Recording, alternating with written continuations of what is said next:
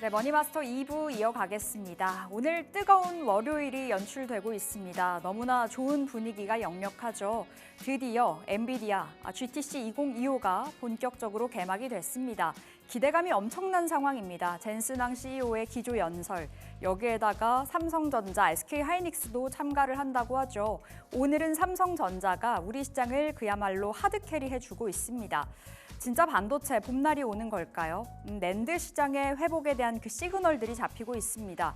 미국의 메모리 제조업체죠. 샌디스크가 오는 4월부터 낸드 가격을 10% 인상을 한다는 소식도 지난주에 전해졌었고요. 반도체 업황이 본격적으로 살아날 거다라는 기대감이 계속해서 불어오고 있습니다. 중국에서는 이구안신 정책을 쓰고 있고요. 또 아울러서 윈도우 10 서비스가 올해 연말에 종료가 됩니다. 그렇게 된다면 PC나 스마트폰의 교체 수요가 폭발적으로 일어날 거라는 분석도 나와주고 있는 상황이고요. 오늘 아침에는 대신증권에서 IT 전자기기에 대한 그 업황에 대해서 비중 확대를 다시 한번 확인을 시켜주기도 했습니다. GTC 2025에 대한 그 기대감, 그리고 이번 주에 챙겨봐야 될 이슈가 굉장히 많습니다. 메가 위크라고 볼 수 있겠고요. 현지 시각으로 18일부터 19일 페드 FOMC 정례 회의가 열립니다. 지금 파월 연준 의장과 트럼프 대통령은 스탠스가 완전히 다른 상황에서 금리 동결이 확실시 되어 있는 상황이죠. 그런데 이 정례 회의 끝나고 나서 파월 연준 의장의 기자회견에서 또 어떠한 이야기가 전해질지도 시장 안에 변수가 되겠고요. 같은 기간입니다. 일본의 BOJ 통화정책회의도 열리는데요. 역시나 금리 동결이 우세한 상황에서 지금 일본은 트럼프 대통령으로부터 계속해서 금리 인상 압박을 받아가고 있는 상황입니다. 우에다 총리가 또 어떠한 이야기 할지도 변수가 되겠고요. 20일에는 마이크론의 실적 발표도 있어서요. 이번 주 변동성이 굉장히 커져 있을 것으로 예상이 되고 있습니다. 일단 오늘장은 분위기가 너무 좋은데요. 특히 코스피가 2600선 탈환에 성공을 했습니다. 현재 2603포인트까지 올라선 모습이고요. 코스닥은 740선을 목전에 두고 있습니다. 자, 수급 동향 살펴보겠습니다. 오늘 외국인들이 기분 좋게 컴백을 해줬습니다. 유가증권 시장에서 현재 구간 5,200억 원가량의 사자가 보여지고요. 기관도 동반적인 매수로 힘을 실어가고 있습니다. 오늘 외국인들 삼성전자를 쓸어 담고 있다라고 봐도 과언이 아닐 거고요. 개인은 차익 실현 매물이 출회됩니다. 현재 구간 7,500억 원가량의 팔자가 나오는 상황입니다. 자, 코스닥의 매매 동향도 살펴보겠습니다. 코스닥 안에서는 메이저 주체들의 팔자가 이어지고 있는데요. 외국인들 1,600억 원 가까운 매도 물량 출회, 기관도 현재 130억 원가량의 매도가 이어지고 있습니다. 자, 시총 상위 종목들의 움직임 보겠습니다. 오늘 삼성전자가 개장 직후부터 계속해서 탄력적인 움직임을 이어가고 있는데요. 현재 5%가 넘는 상승을 유지해주면서 어느새 57,000원 선까지 올라와 줬습니다. SK하이닉스도 20만 원에 오늘 안착이 돼서요. 계속해서 상방을 두드리고 있는 모습이고요. LG에너지솔루션은 오늘 약세와 상승, 계속해서 그 보합권 부근에서 등락을 거듭하고 있습니다. 삼성바이오로직스도 오늘 강보합선에서 자리를 이어가고 있고요. 현대차, 기아가 아쉽습니다. 자, 6위부터 10위에 나와 있는 종목들. 오늘 기아, 현대차와 더불어서 지속적으로 약세 흐름을 보여주고 있는 가운데 셀트리온도 장 초반 대비해서 살아났습니다. 0.7%의 반등, 삼성전자 우선주도 4% 상승으로 따라가고 있고요. 오늘 방산주, 우주항공주도 흐름이 좋습니다. 한화 에어로스페이스 6%의 강세를 보여주고 있는데 참고로 오늘 지금 이 시간에 나오시는 우리 유경훈 마스터님의 종목이기도 합니다. 연일 상승 중인데요. 오늘 아침에 또 한 번의 목표 주가 상향 리포트가 나오기도 했습니다. LS증권에서 목표 주가 81만 원까지 올렸고요. 계속해서 리포트들 목표 주가 TP를 높게 잡고 있습니다. 현재 가장 높은 TP로는 100만 원이 제시가 되어 있기도 합니다. 자, 코스닥 시총 상위 종목들의 움직임도 보겠습니다. 오늘 상대적으로 코스닥은 살짝 아쉬운 흐름인데요. HLB가 좋습니다. 이제 D-3라고 볼 수 있겠는데요. 이 가남신약, 리보세라닙, 그 품목 허가에 대한 기대감을 안고 가고 있습니다. 변동성이 굉장히 커져 있는 모습인데 지난달에는 한 10%가량 올랐고요. 이달 들어서만 무려 20% 넘게 빠진 HLB인데요. 과연 결과가 어떻게 나올지 살펴봐야 되겠습니다.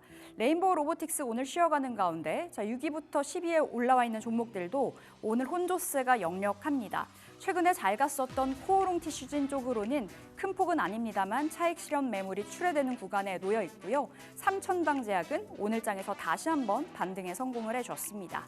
자, 이렇게 시장 상황 살펴봤고요. 머니마스터 2부 본격적으로 출발합니다.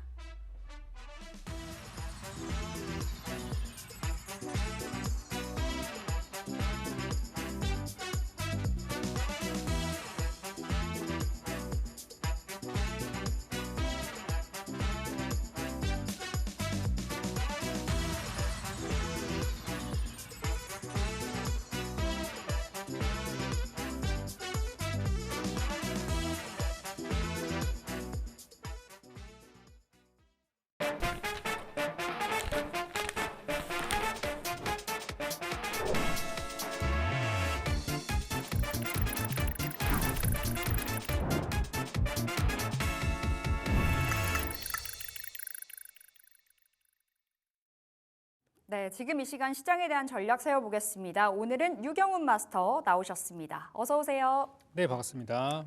네, 마스터님 월요일의 분위기가 좋습니다. 특히나 외국인들이 돌아와 주고 있다는 점, 삼성전자를 담아가고 있다는 점, 오늘 시장 의미하는 바가 클 것 같은데요. 시장 어떻게 보세요? 요즘 이제 뭐 미국에서 좋은 소식, 나쁜 소식 여러 가지가 들려오지만 미국 장이 나빠도 한국 장이 올라가는 날이 되게 많거든요. 거기다가 지난주 금요일 기준으로는 또 미국 장이 굉장히 또 뜨거운 강세장을 좀 보였었기 때문에 우리나라 장이 오늘 빠질 이유는 특별히 좀 없었던 것 같아요. 특히 이제 우리나라의 경우는 이제 반도체 경기에 정말 영향을 많이 받는 그런 국가죠. 그러다 보니까 최근에 그 수출입 지표에서 반도체들이 수출이 잘 나왔지만 약간 좀 상승폭이 꺾였다. 이런 좀 부진한 소식들도 있었었는데 이번에 이제 엔비디아 GTC를 앞두고 나서 좀 기대감에 오랜만에 올라오고 있고요. 개인 투자자들이 삼성전자를 그동안 많이 샀었었는데 최근에는 개인이 좀 매도하고 기관 외국인들이 좀 들어오는 그런 상황이 되면서 이제 삼성전자와 또 반도체 업종 쪽으로 좀 돈이 들어오는 것이 아니냐 이런 기대감들이 있습니다. 특히 이제 아까 좀 전에 설명해 주셨지만 이제 반도체 메모리 쪽, 메모리 반도체 경기가 좀 좋아진다는 거. 단가가 인상이 된다는 것 이런 것들이 또 삼성전자에도 직접적인 호재가 되다 보니까 지금 주가가 바닥이고 이제 출발하는 모습들이라고 생각을 하고요. 제가 삼성전자에 대해서도 이 방송에서 여러 번 전략을 좀 드렸었는데 저는 삼성전자의 미래에 대해서는 전혀 의심하지는 않고 있어요. 대신 문제가 뭐냐면 시간이거든요. 이게 어떤 뭐 개별 주식처럼 하루에 막 20%씩 올라가는 그런 종목은 아니다 보니까 천천히 시간을 좀 걸려서 저는 충분히 올라갈 수 있을 거다. 이렇게 여전히 같은 의견을 드리고 싶고요. 오늘 5%에 올라간다고 한 이 흐름이 내일의 5%를 보장하는 건 아니겠죠. 그렇지만 현재 지금 이제 엔비디아 GTC도 그렇고 또 이번 주에 나오는 뭐 마이크론의 실적도 그렇고 어쨌든 삼성전자가 여기에서 뭐 차익 실현이 나온다던가 그러기에는 너무나 지금 작은 상승이에요. 지금 차트 보시는 게 주봉 차트거든요. 겨우 요만큼밖에 안 올랐습니다. 작년에 잘 나갔을 때 88,000원 생각하면은 뭐 이거는 이제 시작이라고 봐도 무방할 것 같고요.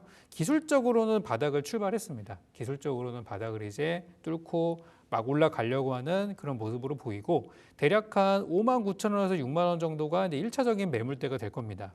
그리고 저 바닥에서 4만 원대쯤에 들어가신 분들은 아마도 한 6만 원 근처쯤에서는 차익 실현할 수도 있겠죠.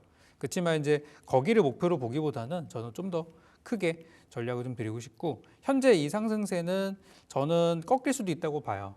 지금 요 바닥에서 요 박스 구간 대략 한 6만 원에서 한 5만 원 정도라고 크게 잡아보면 요 박스 구간은 조금 더 길어질 수 있다고 봐요. 그렇지만 요 구간을 돌파를 할 경우 그다음 7만 원에서 8만 원까지 가는 랠리가 나올 수 있는데 저는 이 반도체 업황이 늦게는 내년 초에 좋아진다는 의견도 있고요. 좀 빠르게 좋아진다고 보는 측이 하반기예요. 근데 그게 좀 땡겨진 거거든요. 그래서 저는 올 하반기가 반도체의 본격적인 좀 폭발적인 시세가 나올 수도 있는 시점이라고 생각하고 올 겨울에는 아마 7만 원에서 잘하면 8만 원까지도 볼 수 있지 않을까? 그렇게 좀 장기적으로는 긍정적인 전망 드리도록 하겠습니다. 네, 시장에 대한 이야기부터 삼성전자까지 풀어주셨는데 안 그래도 삼성 질문 드리고 싶었거든요. 사실상 오늘 장의 주인공이다 보니 삼성전자 지금 들어가는 거 너무나 좋고 59,000원이 일단은 1차 매물대 기억을 해보셔야 되겠습니다. 연말까지 끌고 가는 전략 유효하다 말씀 주셨는데 자, 오늘 이렇게 삼성전자가 잘 가는 배경 그 뒤에는 GTC 2025도 있습니다. 네네. 본격적으로 개막이 됐는데요. 그 초점을 어디에 맞춰봐야 될까요? 뭐 굉장히 많잖아요. 양자도 있고 젠슨왕의 기조 그쵸. 연설도 있고 삼성, 하이닉스의 뭐 참가, 발열 문제 여러 가지 키워드가 떠다니는 것 같아서요. 사실 뭐가 나올지는 알 수 없습니다. 네. 그동안 이제 그 주요 키워드는 나왔어요. 뭐 로봇도 있고 네. 이번에 새로운 칩, 뭐 루빈 같은 것도 있을 거고 블랙웰 신제품도 있을 거고 정말 많을 거예요. 그 중에서 뭐 우리 같은 경우 우리가 기다리는 거는 몇 가지가 있죠. 우리는 이제 뭐 유리기판이라든지 또 액침 냉각이라든지 또 삼성의 엔비디아 공급을 조금 더 구체화할 만한 그런 발언이라든지 또 그런 걸 많이 기다리고 있어요. 거기다가 연초에 이제 양자 컴퓨터의 폭락을 유발시켰던 엔비디아 젠슨1이기 때문에 네. 양자 컴퓨터에 대한 또 그런 새로운 의사가 좀 있는지 여전히 똑같은 인식을 갖고 있는지 그런 것도 우리가 확인해 볼 필요라고 생각이 듭니다. 일단 하이닉스 쪽이랑 엔비디아는 어느 정도 공급 관계가 명확하게 돼 있다 보니까 최근까지 주가가 괜찮았어요. 작년에도 괜찮았고 그래서 하이닉스 쪽으로도 뭔가 호재가 좀 있지 않을까 그렇게 생각이 들고 삼성전자가 이번에는 좀 그동안 덜 올랐기 때문에 이번에 좀 올라갈 만한 재료가 나왔으면 좋겠어요. 근데 작년을 생각해 보면 작년에 분명히 블랙웰이라든지 막 이런 얘기들이 많이 있었는데 중요한 거는 그때 주목을 받았던 건 로봇이거든요. 그래서 갑자기 뜬금없이 로봇이 막 나와가지고 이거 앞으로 로봇 좀 뭐가 있겠구나 그랬었는데 그 로봇이 작년 하반기와 올 초까지 그 엄청난 랠리가 좀 있었습니다. 네. 대표적으로 뭐 레인보우 로보틱스도 그때 막 같이 막 엮여가지고 올라가기도 했었고요. 그래서 그런 것처럼 이번에는 또 어떤 것들이 놀라운 재료가 나올지 기대를 하고 있고 이번에 이제 CES에서도 젠슨 왕이 또 로봇에 대한 얘기를 또 한참 많이 풀어놨었어요. 그래서 저는 이번에도 로봇이 좀 많이 얘기가 나올 것 같다는 생각이 들고요. 또 양자 컴퓨터 쪽에서는 이번에 처음으로 이제 퀀텀 데이라는 게 또 있어가지고 거기 이제 20일 날 또 일정이 또 따로 있다고 하죠. 그래서 저는 이제 엔비디아 GTC라는 것이 명확하게 무엇인지는 아직 알 수는 없는 상태이고 다만 우리나라 쪽으로 호재가 되는 내용들이 있다면 어느 정도는 저는 반영이 돼 있을 거라고 생각하고 우리가 예상하지 못하는 뭔가 서프라이즈한 그런 것들이 나온다고 한다면 그쪽을 좀 보고 싶은데 우리가 이미 너무 많은 것들을 예상을 하고 예측을 하고 있어서 오히려 저는 GTC 일정 기간 동안에 많이 오른 기술주들에 대해서는 차익 실현 물량도 좀 조심해야 된다고 생각을 합니다. 특히 이제 오늘 같은 경우는 액침 냉각 쪽이 좀 움직였었는데 아침에 이제 뭐 삼성 공조 같은 거 이런 게 좀 움직이긴 했었어요. 네. 근데 장중에 11% 넘게 올랐는데 결국 좀 차익 실현이 좀 나왔거든요. 그리고 유리기판 쪽에서는 필옵틱스 같은 종목이 지금 그동안 유리기판 대표 종목으로 움직였었는데 이미 지난 2월 달에 고점을 좀 쳤단 말이죠. 그래서 다시 한번 올라가는 것보다는 이미 빠른 종목들은 이미 지난달에 선반영이 좀 돼 있고 늦게 올라가는 것들이 이제 지난주부터 해서 오늘까지 올라가고 있는데 많이 오른 종목에서 저는 조심해야 된다고 봐요. 그래서 GTC에 대해서 저는 큰 기대를 할 만한 테마가 아직은 없지 않나. 차라리 삼성전자를 저는 저점에서 보는 게 좀 더 좋다고 생각이 들어요. 그래서 저는 좀 주의하자는 측으로 보고 있고 만약에 새로운 소식이나 우리가 예상하지 못했던 것들이 나온다면 그 부분은 좀 집중해서 볼 생각입니다. 그럼 로봇 안에서 네. 종목을 잡아볼 수도 있을까요? 최근에 그쵸. 다시 한번 달리고 있는 부분이 섹터가 로봇인데 네. 사실 이럴 때 어떤 종목 잡아야 되는지가 너무 어렵거든요. 네네. 어떤 지난번에 종목 보세요? 네. 지난주 수요일 날이었었죠. 그때 이제 수요일 방송에 나와서 그때 3부 방송에서 말씀드렸던 로봇주 몇 가지가 있었는데 레인보우 로보틱스를 일단 먼저 우선적으로 봐야 될 것 같아요.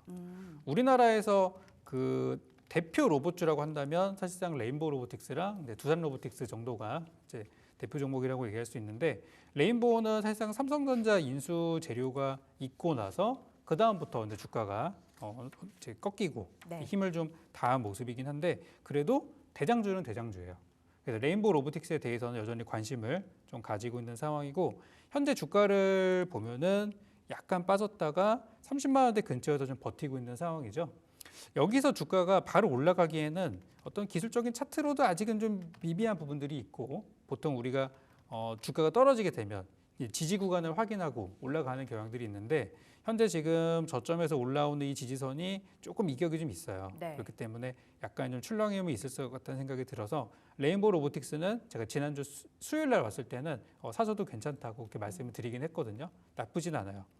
그래서 이것도 계속해서 좀 보고 있고 시간이 좀 걸리더라도 저는 레인보우 로보틱스가 다시 한번 정고점을 넘어가는 흐름은 나올 거라고 봐요. 다만 지금 여기서 이렇게 올라가냐 아니면 좀 빠졌다가 여기 주봉 20선 근처 한 뭐 25만 원 근처까지 내려갔다 가냐 아마 그 두 가지 시나리오 중에 하나로 저는 생각을 좀 하고 있어요. 그래서 로봇주 중에서 레인보우 로보틱스는 지금 계속해서 저는 관심을 가지고 있는 그런 상황이고 최근에 이제 다른 로봇주들도 열심히 좀 올라오는 것 같아요. 예전에 잘 갔던 것 중에서는 뭐 유일 로보틱스 네. 이런 종목들이 지금 다시 또 힘을 내고 있더라고요. 이 종목도 이제 2월 달에 이미 한번 정점을 쳤던 종목이긴 한데 최근 힘이 좀 들어오고 있어서 좀 관심을 갖고 있는 중이고 예전에 제가 또 레인보우랑 같이 추천드려서 수익 많이 냈던 로보티즈 같은 종목들도 요즘 다시 또 힘을 내고 있더라고요. 그래서 로봇주들이 이번에 이제 엔비디아 때문에 다시 이제 올라오고 있는 거 이런 것들 보실 수 있겠고 지난번에 추천주로 드렸었던 뭐 RS 오토메이션 이런 것들도 오늘 굉장히 잘 가고 있습니다.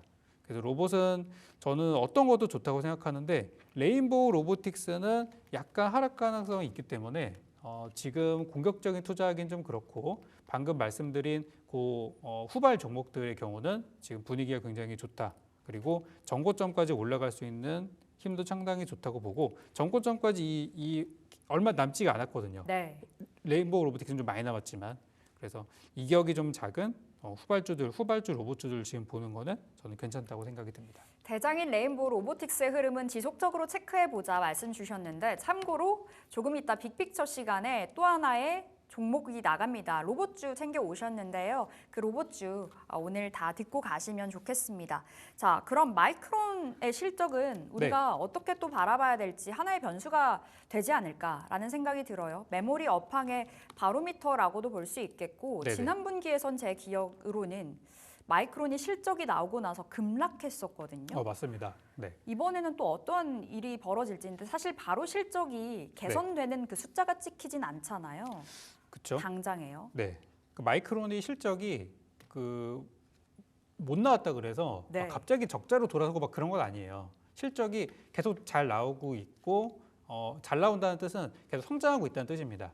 영업이익과 매출이익이 계속해서 늘어나고 있는 회사는 맞아요. 그런데 문제는 뭐냐면 시장의 기대치에 충족시키느냐 못 시키느냐 눈높이에 맞춰지느냐 못 맞추느냐 그것인데 최근에는 계속해서 시장의 눈높이에 맞춰지지 못하는 실적들이 나왔습니다. 되게 재밌는 게 뭐냐면 마이크론이 이 반도체 업계에서는 실적이 좀 빨리 나오는 편이잖아요. 네. 지난 1분기 실적은 대부분 다 끝났고 이제 그 다음 분기 전에 좀 먼저 나오는 실적이다 보니까 마이크론을 보고 이제 많은 분들이 향후 반도체를 전망을 좀 합니다. 근데 제가 보고 싶은 거는 뭐냐면 지난번에 말씀하셨던 대로 엔비디아라네. 마이크론이 실적 발표 나온 당일날에 급락을 했거든요. 근데 그 다음 날부터 또 급반등이 나왔어요. 그리고 그 전전 분기로 가보게 되면은 실적이 그때는 또 잘 나왔어요. 시장 예상치보다 상회를 했단 말이죠. 그런데 주가가 갭상승을 크게 했다가 바로 빠져버렸어요. 이거는 차트를 한번 직접 보여드리도록 하겠습니다. 네.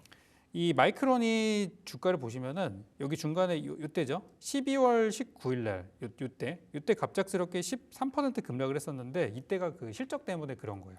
근데 보시면 그때 들어가신 분들은 단기간에 또 수익이 많이 났단 말이죠. 110불까지도 올라갔으니까.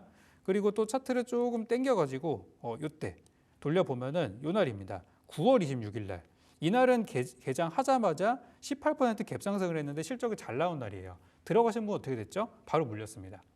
그래서 마이크론은 지금 주가를 크게 보면은 여기 이제 대략 한 110달러에서 한 뭐 85달러 정도를 이제 중심으로 해서 요 사이에서 계속 박스권을 만들어가고 있는 그런 상황이고 저점에서 들어가신 분들은 수익이 나고 고점에서 들어가신 분들은 좀 물리는 상황이 계속 이어지고 있어요. 그래서 이번에 실적이 못 나올 수도 있거든요. 시장 예상치를 좀 하회할 수도 있어요. 예.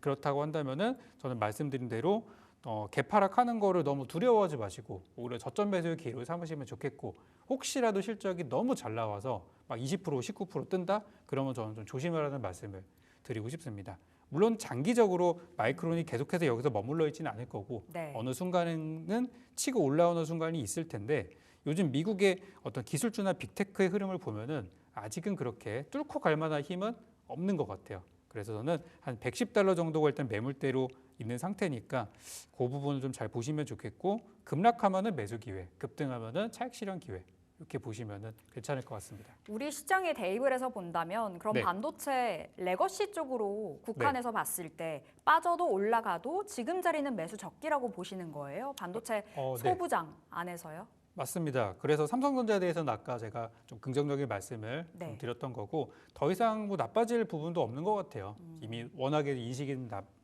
그동안 나빴었던 업종이다 보니까. 네. 근데 요즘에 반도체 쪽에서는 조금 이제 레거시 반도체 쪽에 있어서는 최근 들어서는 올라가고 있고, 그 전 단계로 봤을 때는 액침 냉각 유리기판 같은 그런 테마성 종목들이 한번 갔었고, 작년에는 또 HBM이나 또 CXL 이런 게 갔었고, 최근에도 뭐 소캠 같은 새로운 또 개념들이 나오고 있고, 그걸 주가가 움직이고 있죠.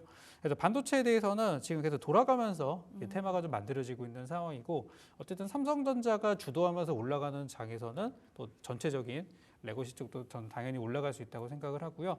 지금 미국이 얼마나 중국을 더 규제를 해주느냐, 이런 것도 우리나라 반도체 성장하는 데 영향을 주다 보니까 트럼프 대통령의 정책이 또 중국을 또 규제를 하고 또 관세를 매기고, 또 이런 것도 계속적으로 우리가 체크를 해봐야 될 것 같습니다. 그래서 현재로서는 나쁠 것이 없는 업종이라고 이렇게 좀 평가를 내리도록 할게요. 네, 알겠습니다. 이렇게 오늘장의 중심에 서 있는 반도체에 대해서 이야기 나눠봤습니다. 오늘 모멘텀이 하나 또 있는데요. 중국에서 경기 부양책, 진작책을 발표를 합니다. 다시 한번 이 관련주들의 상승의 기폭제가 될 수 있을지가 궁금한데, 우리의 그 예상보다 부양책이 더 잘 나오게 될 경우에는 화장품주, 엔터주, 컨텐츠 이쪽으로 다시 한번 수급의 이동이 가능할 거라고 보세요? 그 부분은 조금은 더 다르게 생각하고 있는데, 네. 지금 엔터랑 화장품이 올라가는 가장 큰 재료는 뭐냐면 한알령 해제입니다. 이게 이제 5월 달로 예정은 아니지만 예상을 하고 있죠. 그리고 이제 에이펙 회담이 올해 있는 것도 그렇고, 또 조만간 한중일 또 회담이 있는 것도 영향을 주고 있는데, 이 중국에서는 그 요즘에 이제 내수가 굉장히 좀 잘 되고 있고, 중국 제품들, 중국 제품을 많이 사용하는 그런 애국 소비 열풍들이 있다 보니까 우리나라 화장품이나 엔터나 이런 쪽에서 옛날만큼의 그런 폭발적인 분위기를 기대하기는 어려울 것 같아요. 왜냐하면 걔네도 자체적으로 또 소비가 되는 것들이 있고 하다 보니까. 그래서 결국에 시장은 한알령 해제 쪽으로 포커스가 맞춰져 있고, 중국의 경기 부양책 때문에 중국의 어떤 내수 소비 진차기 때문에 네. 우리나라 엔터나 이런 게 올라가는 거는 그렇게 큰 연관성은 아직은 없는 것 같다는 생각이 들어요. 화장품 같은 경우도 보니까 중국 자체 화장품, 그리고 작년 같은 경우는 중국에서 우리나라 것보다 일본 거를 더 선호했다는 그런 또 결과도 있거든요. 네. 그래서 우리나라 화장품주 중에서 보시면은 중국에 집중하고 있는 화장품보다는 미국이나 또 해외 진출하는 기업들, 중국에 포커스를 둔 기업들, 대표적으로 아모레퍼시픽 같은 경우는 아직도 바닥에 있잖아요. 그래서 중국에서 우리나라 K뷰티가 아직은 그렇게 옛날만큼의 그런 인기를 끄는 부분들은 아니라고 생각이 들어서, 오히려 저는 그쪽이랑 좀 다르게 생각을 하고 있고, 네. 이번에 그 엔터주들도 보시면은 이제 월드 투어, 전 세계 투어를 돌고 북미 시장이나 이런 데를 공략하는 기업들이 좀 잘 되고 있는 걸 보면서, 중국의 경기 부양책으로 수혜를 보는 분야는 엔터 K뷰티보다는 차라리 또 최근에 중국에서 뭐 인프라 쪽이 많이 좋다고 하더라고요. 네. 굴삭기 관련주 이런 것들이 막 연일 신고가를 가고 있고, 그래서 인프라 쪽 이런 쪽도 영향을 받지 않을까 하는 생각이 들고, 또 원자재, 유가 이런 것들이 좀 상승을 받을 수 있다고 보고 있습니다. 오히려 인프라단, 네. 재건주와 엮어서도 볼 수 있을 것 같은데요. 그러면 네네. 인프라 안에서 볼까요? 어떤 종목 괜찮을까요? 사실 인프라라는 게 우리나라 자체적으로는 좀 뭐가 없긴 하거든요. 네. 근데 우리나라에서 인프라가 올라가려면은 저는 좀 뭔가 큰 이벤트가 있어야 된다고 생각하는데, 가장 우리가 생각할 수 있는 큰 이벤트는 대선이거든요. 대선이요. 네, 대선이 있게 되면 또 우리가 수많은 정책들을 보시게 될 거예요. 대통령 후보들이 또 지역 개발한다든지, 뭐 도로, 뭐 전철, 노선, 도시 개발 이런 것들 얘기하게 되면서 또 올라가는 종목도 있을 거예요. 분명히 뭐 건설주에도 그런 측면에서 수혜가 되는 것들이 있을 거고, 또 말씀드린 대로 인프라 쪽도 괜찮을 수 있겠죠. 생각나는 대로 몇 가지 좀 보게 되면은 지금 주가가 건설주 쪽에서는 이제 몇몇 것들이 있는데 네. 뭐 최근에 뭐 대우건설이라든지 현대건설이라든지 이런 것들이 보면은 현대건설은 좀 변동성이 있긴 합니다만 대우건설 같은 경우는 좀 바닥에서 자리를 잘 잡고 있는 것도 네. 저는 좀 흐름이 나쁘지 않다고 생각이 들고 원래 이제 현대로템 같은 것도 약간 인프라 관련주로 원래는 이제 봤었었는데 최근에는 이제 방산으로 엮이게 되면서 정말 뭐 한화 에어로스페이스의 뒤를 그대로 이어가는 모습들도 보이고 있어요. 그래서 현대로템도 분명히 인프라 쪽에서 수혜가 있는 부분이라서 좀 긍정적으로 보고 있다고 말씀을 드리겠습니다. 철도가 있죠. 현대로템은. 그래서 이렇게 보고 있고 나머지는 사실 눈에 띄는 종목이 그렇게 많지는 않는 것 같아요. 네. 그래서 인프라 쪽이나 또 어떤 뭐 기계 장비 이런 쪽에 있어서는 저는 조금 더 기다렸다가 우리 대선이 있을지 없을지도 모르고 또 어떻게 진행될지 아직 알 수 없는 부분이라서 조금 더 지켜보고 투자 들어가는 게 더 좋을 것 같아요. 엔터와 화장품은 이번에 발표가 될 중국 부양책보다는 한한령 해제에 대한 기대감으로 좀 더 포커스를 맞춰봐야 된다라고 말씀 주신 건데요. 이 대목에서 우리 AS 하나 갈게요. 디어유 네. 보겠습니다. 디어유로 네네. 20% 이상의 수익을 보고 있는데 오늘도 현재 양봉이고요. 근데 최근에 주가 부침이 좀 있었어요. 맞습니다. 그럼 지금 자리는 우리가 어떻게 해석을 해볼까요? 다시 한번 올라가는 자리 아니면 좀 쉬어갈 자리? 이게 이제 지난번에 그 중국 쪽에 그 경기가 좀 나빠지고 있다 이런 얘기가 살짝 돌아가지고 네. 그것 때문에 약간 하락이 있었고 또 하나는 지난번 2월 20일이었었죠. 그때쯤에 이제 주가가 이제 많이 올라가면서 그때 이제 뭐 SM 쪽으로의 인수 그런 이야기들이 나와서 주가가 이제 반영이 됐었고 그 다음에 떨어지는 모습들 이렇게 이제 확인할 수 있었는데 결국 디어유의 본질이나 디어유가 매출이 꺾이거나 그런 현상은 전혀 나타나지 않고 있고요. 여전히 실적은 잘 나올 거라고 보고 있고 작년 실적을 봤을 때 그 전년 대비 실적이 줄지 않은 몇 안 되는 엔터주라는 걸 제가 강조를 많이 했었어요. 그렇기 때문에 올해도 실적이 괜찮은 흐름으로 가고 있고 또 디어유가 이제 중국 쪽의 매출이 작년부터 이제 본격적으로 잡히기 시작하고 있는 것들도 좀 기대할 만한 부분이 되겠고 어쨌든 현재 디어유의 흐름으로 봤을 때는 호재가 한 번 있었기 때문에 5만 원대까지 올라갔다가 우리가 20% 정도 수익 실현하고 그 다음에 떨어지는 부분에서 저는 재공약 사인을 좀 드렸었죠. 그래서 지금 구간은 한 4만 원 이하에서의 가격은 여전히 저는 매수하는 가격, 매수 구간으로 보고 있고요. 이제 제 차트로 봤을 때 여기 3월 6일 기준으로 좀 매도 손절 물량이 좀 있었습니다. 그래서 보통 이렇게 투매가 나오고 매도가 나오면 주가가 하단 지지선까지 내려오는 게 일반적입니다. 그러면 한 33,000원대까지는 내려와야 어느 정도 좀 충분히 빠졌다고 볼 수 있어요. 그런데 주가가 그만큼 내려오지 않고 서서히 돌리고 있단 말이죠. 그거는 바닥을 우리가 예상했던 바닥보다 높은 데서 바닥이 형성됐다는 거는 네. 살려고 하는 분들이 많은 거예요. 빠지는 걸 기다렸던 사람들이 많다는 거죠. 그래서 현재 굉장히 저는 긍정적으로 보고 있고요. 수급 상황을 보게 되면 최근에 기관 외국인들 조금씩 들어와주고 있는 모습들 크게 티는 나진 않지만 조금씩 저점에서 모아가는 모습도 확인이 되고 있습니다. 그래서 지난번에 제가 이 종목을 추천드렸을 때도 대략 한 3만 원대에서 추천드려서 5만 원대까지 제가 이제 보냈었는데 이번에도 마찬가지로 4만 원 이하에서 천천히 모아두신다면 다시 한번 5만 원대 공략 충분히 가능할 것 같습니다. 그래서 지금은 매수하기 좋은 가격대 이렇게 정리드리겠습니다. 다시 한번 기회가 왔다라고 보시면 되겠습니다. 디어유 지금부터 모아가서 5만 원 또 목표가로 살펴보도록 하겠습니다. 자, 우리 조선에 대해서 이야기해 보려고 하는데요. 오늘 업종으로 봤을 때 상승률 상위에 또 한 번 조선이 랭크가 되어 있습니다. 그런데 최근 들어서 조선 쪽으로는 부정의 목소리도 나오거든요. 지난 10일에 IM투자증권에서는 조선업의 그 업황 지표가 부정적이다, 신중한 투자가 요구된다라는 리포트를 실기도 했습니다. 근데 뭐 원체 잘 가요. 오늘 조선 기자재까지 흐름이 좋은데 지금 자리 점검해 보면 어떤 시각이세요? 그때 이제 조선 업종이 많이 올랐기 때문에 충분히 뭐 이런 얘기는 저는 나올 수 있다고 생각을 해요. 제일 많이 올랐고 하다 보니까. 근데 이제 방산의 사례도 우리가 봤지만은 많이 올랐음에도 불구하고 더 올라가는 경우들도 분명히 있다고 말씀드리고 싶고 몇몇 종목들을 보면은 일단 HD 현대중공업을 보시면은 오늘 잘 가고 있고 일단 시장보다 좋다는 게 중요한 것 같아요. 우리 시장 지수가 지금 코스피가 한 1% 중반 가고 있는데 조선업종들은 대부분 뭐 3% 이상 보여주고 있다는 것은 좋은 현상이라고 생각하고요. 아직 끝나진 않았다고 볼 수 있습니다. 지난번에 이제 2월 달에 대부분 조선업종이 좀 정점을 치고 차익 실현들이 일부 나왔었어요.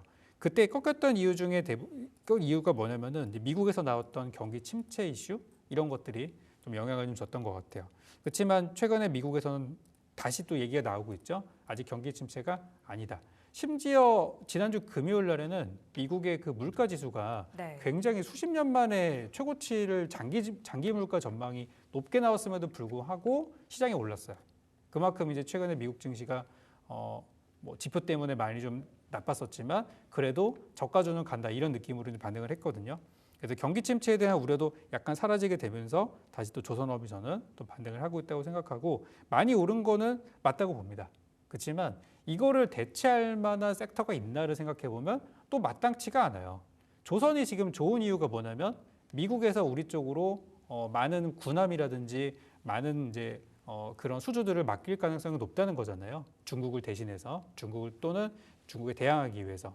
근데 현실적으로 아직 본격적으로 물량에 들어온 건 아니고 그냥 기대감만으로만 움직이고 있다는 게 조금 아쉽다면 아쉬운 부분이 될 수 있겠고 트럼프가 말 바꾸기를 하지 않는다면 말 바꾸지 하지 않고 지금 이야기 나오는 대로 실제로 우리나라가 군함을 수주를 한다든지 또는 군함을 정비한다든지 이런 것들 우리가 미국의 조선소를 인수해서 많은 물량을 가져올 수 있다. 이게 만약에 현실화가 된다면 주가는 저는 더 레벨업이 한 번 더 될 수 있다고 봅니다. 그렇지만 트럼프 대통령이 언제 말 바꾸기를 할지 또는 계획됐던 것들이 딜레이가 된다든지 이런 변수들이 남아 있는 것이 저는 이제 주가 하락이 나올 수 있는 배경이라고 봐요. 지금은 어쨌든 네. 잘 될 걸로 반영이 돼 있기 때문에 그래서 조선업종이 저는 아직은 막 현재 다 매도하고 빠져나가는 그런 타이밍은 아니라고 생각하고요. 현재로서는 더 오를 여력이 있기 때문에 여전히 저는 보유를 하고 계시되 뭔가 이상한 조짐이 일어난다. 갑자기 고점에서 투매가 나오는 종목이 나오기 시작한다. 네. 그러면 좀 빠져나와야 된다고 생각하고 아직까지는 저는 더 간다고 상방적으로 열어두시면 좋을 것 같습니다. 진짜 부럽습니다. 조선주 들고 계신 분들은 뭐 작년부터 해서 계속해서 잘 가는 흐름이 유지가 되고 있고 지금 자리는 끌고 가되 일단은 그 강한 하락의 시그널이 나오지 않는 이상 들고 가보자로 답을 주셨습니다. 방산도 같은 시각이실지 궁금한데 오늘도 방산은 잘 가지고 있거든요. 네네. 참고로 우리 유경훈 마스터님의 종목이죠. 한화 에어로스페이스 오늘도 달리고 있습니다. 네. 수익이 100%를 넘어가고 있는 구간이에요. 120%도 돌파가 됐고요. 지난주에도 추천을 주셨는데 네네. 지난주에만 들어갔어도 또 10%의 수익일 거거든요. 그러게요. 이 종목은 그럼 오늘도 되는 거예요? 오늘도 들어가도 될까요? 거의 제가 뭐 올 때마다 드리고 있는데요. 네. 이 방산주가 올라가는 거는 조선이랑은 조금 다릅니다.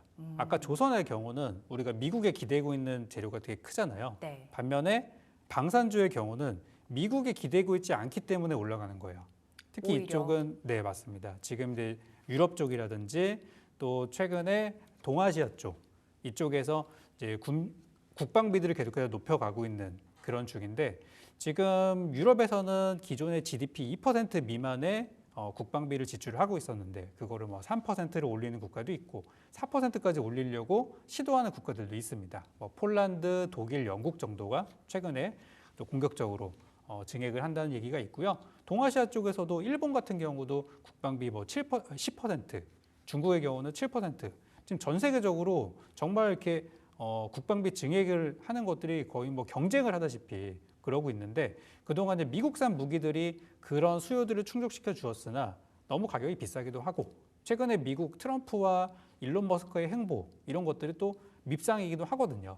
그런 겸사겸사 한국산 무기가 최근에 입소문이 많이 나고 또 가성비와 이런 또 빠른 납기 이런 것들을 좀 장점으로 해서 부각이 되고 있어서 오히려 방산은 어떤 미국의 어떤 행보 트럼프 대통령이 저렇게 막말을 하고 그런 부분들이 우리한테도 반사이익이 상당히 되고 있는 것 같아요.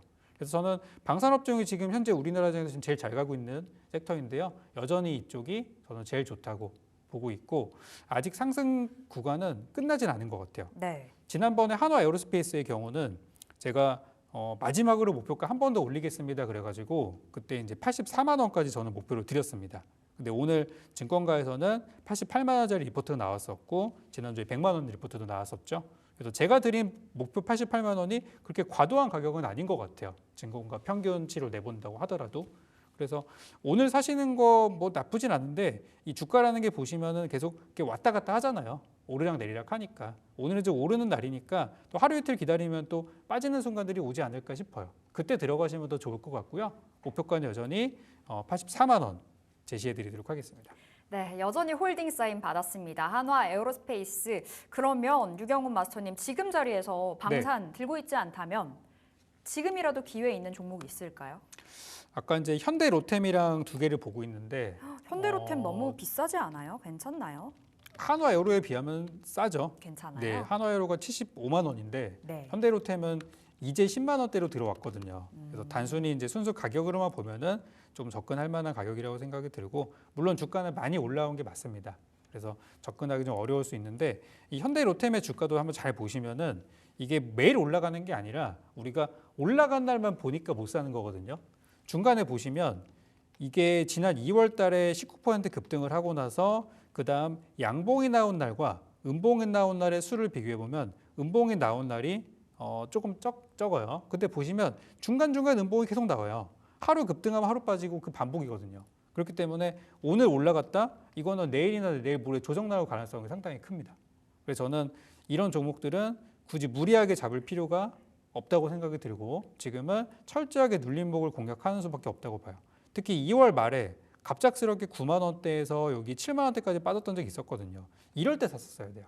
그래서 지금 현대 로템은 저는 더 간다고 보고 있는 입장이고 증권가에서도 최근에 거의 15만 원 가까운 리포트가 있어요. 그러니까 현 구간도 많이 올랐는데 앞으로 한 40~50%더 간다는 거거든요. 그래서 그런 전망들이 나오고 있으니까 현대 로템 접근하실 분들은 음봉에서 기다리시면 분명히 온다. 매수 구간이 오니까 네. 무리하게 따라잡지 않으셨으면 좋겠고 현재 한화 에어로스페이스, 현대로템 이게 원탑 투탑이니까 두 종목을 중심으로 보시면 좋을 것 같고요.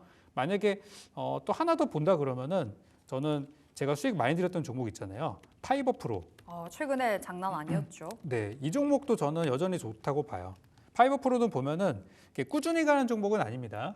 주가가 많이 밀렸다가 갑자기 급등하고 많이 밀릴 때 갑자기 전형적인 약간 중소형주의 패턴을 보여주고 있어요. 그래서 파이버 프로도 눌림에 사시면 좋은 결과 있을 겁니다. 지금 좀 빠지는 분위기로 가고 있잖아요. 제가 볼 때는 한 7,500원에서 7,000원 사이 정도 잡으시면 다음번에 다시 한번 8,9,000원에 팔 수 있는 기회가 있을 것 같아서 이런 종목도 눌림목에 보시면 좋겠고요.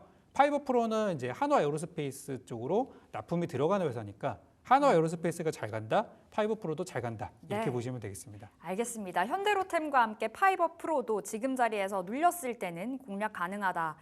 사인 받았습니다. AS 하나 더 갈게요. 세코닉스인데요. 네. 자, 세코닉스 우리 수익 20% 넘게 보고 있습니다만 오늘 사실 잘 갈 줄 알았거든요. GTC 네네. 2025 열리면 젠슨왕의 입에서 무언가가 나왔을 때 세코닉스가 반응을 하지 않을까라는 네네. 생각이 있었는데 오늘 크게 상승은 안 하네요. 이게 사실 제가 좀 히든 업종으로 보고 있는 거긴 한데 네. 제가 아까 그 GTC 얘기를 하면서 한 가지 말씀 안 드린 업종이 있어요. 그게 바로 자율주행이거든요. 네. 지금 로봇 얘기 나왔죠. 반도체 나오고 또 액침냉각, 유리기판 다 나왔어요. 양자도 나왔죠. 마지막 안 나온 게 자율주행입니다. 지금 엔비디아 쪽에서도 자율주행에 관련된 그런 어떤 플랫폼과 또 엔비디아 유니버스가 또 있어서 거기에 또 많은 기업들이 협력을 하고 있죠. 그래서 이번 GTC에서 분명히 자율주행의 얘기도 나올 수도 있어요. 아무도 기대하고 있지 않은 부분이기 때문에. 그래서 주가를 한번 살펴보면은 지금 다른 자율주행 관련주들도 보면은 자리가 지금 사기 되게 좋은 자리까지 내려왔어요. 전혀 부담이 없거든요. 그래서 세코닉스 지난번 드리고 나서 급등을 한번 했었는데 현재 구간이 약간 눌리는 구간. 제가 볼 때는 저는 조금 더 밀릴 수도 있다고 생각하지만 지금 6,000원, 6,500원이라면 아주 좋은 매수 구간이라고 네. 생각을 하고요. 지금 이 종목도 잘 가고 있지만 지난번에 이제 SOS랩 이런 종목들이 최근에 SOS랩이 자율주행 쪽에서는 좀 잘 갔단 말이죠. 그래서 이런 종목들도 지금 주가를 보시면은 주봉 차트로 봤을 때 딱 지지선까지 와서 정말 이거는 이 기술적 매매하시는 분들, 차트 보시는 분들한테는 이거 되게 좋다. 그런 평가를 받을 수도 있는 자리라고 보여집니다. 그래서 저는 자율주행 섹터가 현재 지금 좀 많이 떨어져 있기 때문에 부담스럽지 않게 들어갈 수 있는 자리라고 생각하고요. 엔비디아 GTC에서 자율주행 안 나와도 상관없습니다. 자율주행이라는 이 업종 자체가 최근에 우리나라에서 좀 이 규제에 많이 엮여 있는 그런 업종이라서 규제를 완화시키려는 액션들이 나오고 있거든요. 그리고 또 하나 6월 달에 테슬라 로보택시 나오죠. 네. 그거 생각하면 자율주행은 지금 빠지든 올라가든 지금 눌렸을 때 모아두시는 업종이라고 맞다고 생각해요. 만약이라도 GTC에 나온다? 그러면 뭐 더 그 급등하는 시기가 빨리 당겨지는 것이기 때문에 자율주행은 지금 뭐 어떤 종목이든 뭐 실적이 너무 나빠서 갑자기 문 닫기 직전의 회사만 아니라면 자율주행은 저는 매수하기 좋다고 말씀드리겠습니다. 알겠습니다. 세코닉스와 SOS랩 지금 자리 괜찮다. 히든 종목으로 챙겨가시면 되겠습니다. 자, 마스터님 저희 속도 내볼게요. 오늘의 종목이에요. 스페셜 공략주. 네네네. 어떤 종목일까요? 오늘 이제 어떤 걸 드릴까 많이 고민을 했었는데 이 종목으로 가보도록 하겠습니다. 시프트업. 네. 네. 지난번에도 한번 언급했었는데요. 이제 게임 업종이 요즘에 엔터 쪽이 먼저 가고 나서 이제 뒤늦게 따라가는 것 같아요. 근데 제가 요즘에 이제 그 게임 업종을 많이 이야기를 하고 있는 상황인데 이쪽을 제가 보고 있는 그 게임 업종 중에서 시프트업을 특히 보고 있는 이유가 뭐냐면 지금 시장에서는 한한령이 해제가 되면 네. 우리나라 게임사들이 중국에 가서 매출 많이 낼 거다라는 생각을 하고 계시거든요. 근데 한한령이 5월 달에 과연 해제가 될까? 안 될 수도 있잖아요. 저는 그 부분으로 생각을 하고 있어요. 그렇기 때문에 시프트업은 이미 중국 진출에 성공을 해서 이제 지금 사전 예약에 들어가 있는 상태이고 빠르면은 2분기 4월에서 5월 안에 이제 시프트업의 주력 게임인 니케가 이제 출시가 될 예정이라고 합니다. 얼마 안 남았거든요. 그래서 목표로 하고 있는 이 사전 예약 인원수가 800만 명이래요. 이게 정말 말도 안 되는 수치지만 중국의 인구라면 가능하다고 합니다. 그래서 정말 많은 사람들이 신작을 기다리고 있는 것이고 이미 중국 출시가 임박한 상황이니까 한한령 해제 안 돼도 상관없는 거예요. 네. 그러니까 순수하게 지금 주가만 보고 접근하시면 된다는 거죠. 자, 그리고 두 번째가 이 종목이 이제 공모가가 6만 원인데 공모가 대비해서 최근에 주가가 빠졌었어요. 저점가에 내려와서 가격적인 메리트가 상당히 컸고 상장할 때 공모 밴드가 6만 원에서 4만 7천 원이었는데요. 마찬가지로 그 가격이 매수하기 좋은 가격이라고 볼 수가 있겠습니다. 물론 오늘은 좀 올라왔지만 분명히 빠지는 구간이 있으니까 공략하시면 될 것 같아요. 실적의 경우는 작년에 잘 나왔습니다. 사상 최대 실적을 기록을 했고 네. 올해도 비슷한 실적을 시장에서는 전망을 하고 있다고 하니까 잘 보시면 좋겠고요. 최근에 리포트를 좀 보다 보니까 굉장히 고평가를 하는 리포트가 있었어요. 지금 원래 이 종목에 있어서 증권가 리포트가 제일 높은 게 9만 5천 원인데 이번에 9만 8천 원짜리 리포트가 나오게 되면서 현주가 대비해서 60% 이상을 보는 것도 있다라는 것도 투자 포인트가 되겠습니다. 자, 그래서 저는 이제 얼마를 목표가를 잡냐면 일단 1차적으로 한번 잡아보려고 합니다. 최근에 고점이었던 7만 원대 매물이 좀 많이 보이기 때문에 네. 6만 9천 원으로 1차적인 목표가 잡아드리겠고요. 돌파 시에 다시 한번 2차 전략을 한번 드릴 테니까 1차 목표가로는 6만 9천 원 살펴보시고 손절가의 경우는 4만 7천 원 이렇게 제시드리겠습니다. 네, 오늘 갭상승 출발했습니다. 5% 상승 출발해서 현재는 더 높은 숫자 6%를 넘어가고 있는데요. 6만 9천 원으로 시프트업 단기 목표가 챙겨드리겠습니다. 자, 저희는 자리 옮겨서 빅픽처 함께 하겠습니다.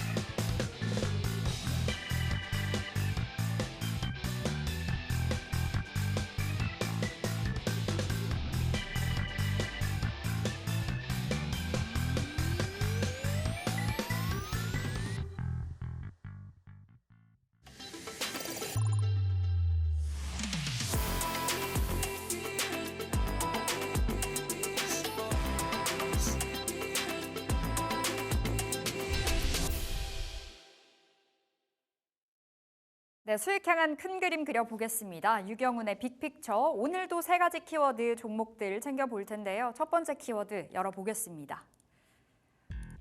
자, 첫 번째 키워드는 GTC 2025. 오늘 빼놓을 수가 없겠죠. 오늘 그 종목은 RS 오토메이션 받았습니다. 참고로 앞서 RS 오토메이션으로 우리 한 차례 수익을 봤었거든요. 오늘 재공략주로 보시면 되겠고요. 포인트 빠르게 읽어볼게요. 젠슨왕 CEO 지난번 CES 2025에서 코스모스 플랫폼을 공개를 했었죠. 그리고 두 번째가 산업용 로봇 모션 제어기 한국의 점유율 1위를 하고 있는 업체라고 하고요. 로크웰 오토메이션, 엔비디아의 파트너사에 공급을 하고 있다라는 건데 네. 자, 어떻게 봐야 될까요? 일단 1등 기업이라는 거는 여러분이 놓쳐서 안 되는 부분입니다. 한국에서 우리나라 시장이 아무리 작다고 하더라도 1등 기업은 놓쳐서 안 되는 것이고 제가 RS 오토메이션을 우리 지난 머니마스터에도 추천을 드렸었고 했었었는데 그때 이제 말씀드렸던 게 하나가 뭐냐면은 중국 시장과 일본 시장에 진출할 수도 있다라는 거였거든요. 그래서 요즘 중국에서 이제 경기 부양책을 얘기하면서 이제 로봇 굴기 이런 얘기들이 많이 나오는데 거기에도 저는 추가적인 재료가 될 수 있다고 봐요. 다만 오늘은 엔비디아와의 어떤 연관성, 엔비디아와의 관계가 있다는 거를 좀 포커스로 말씀을 드리고 싶고 지난번에 CES에서도 그렇고 지난 GTC에서도 그렇고 엔비디아 젠슨왕이 꾸준히 로봇을 강조를 많이 하고 있습니다.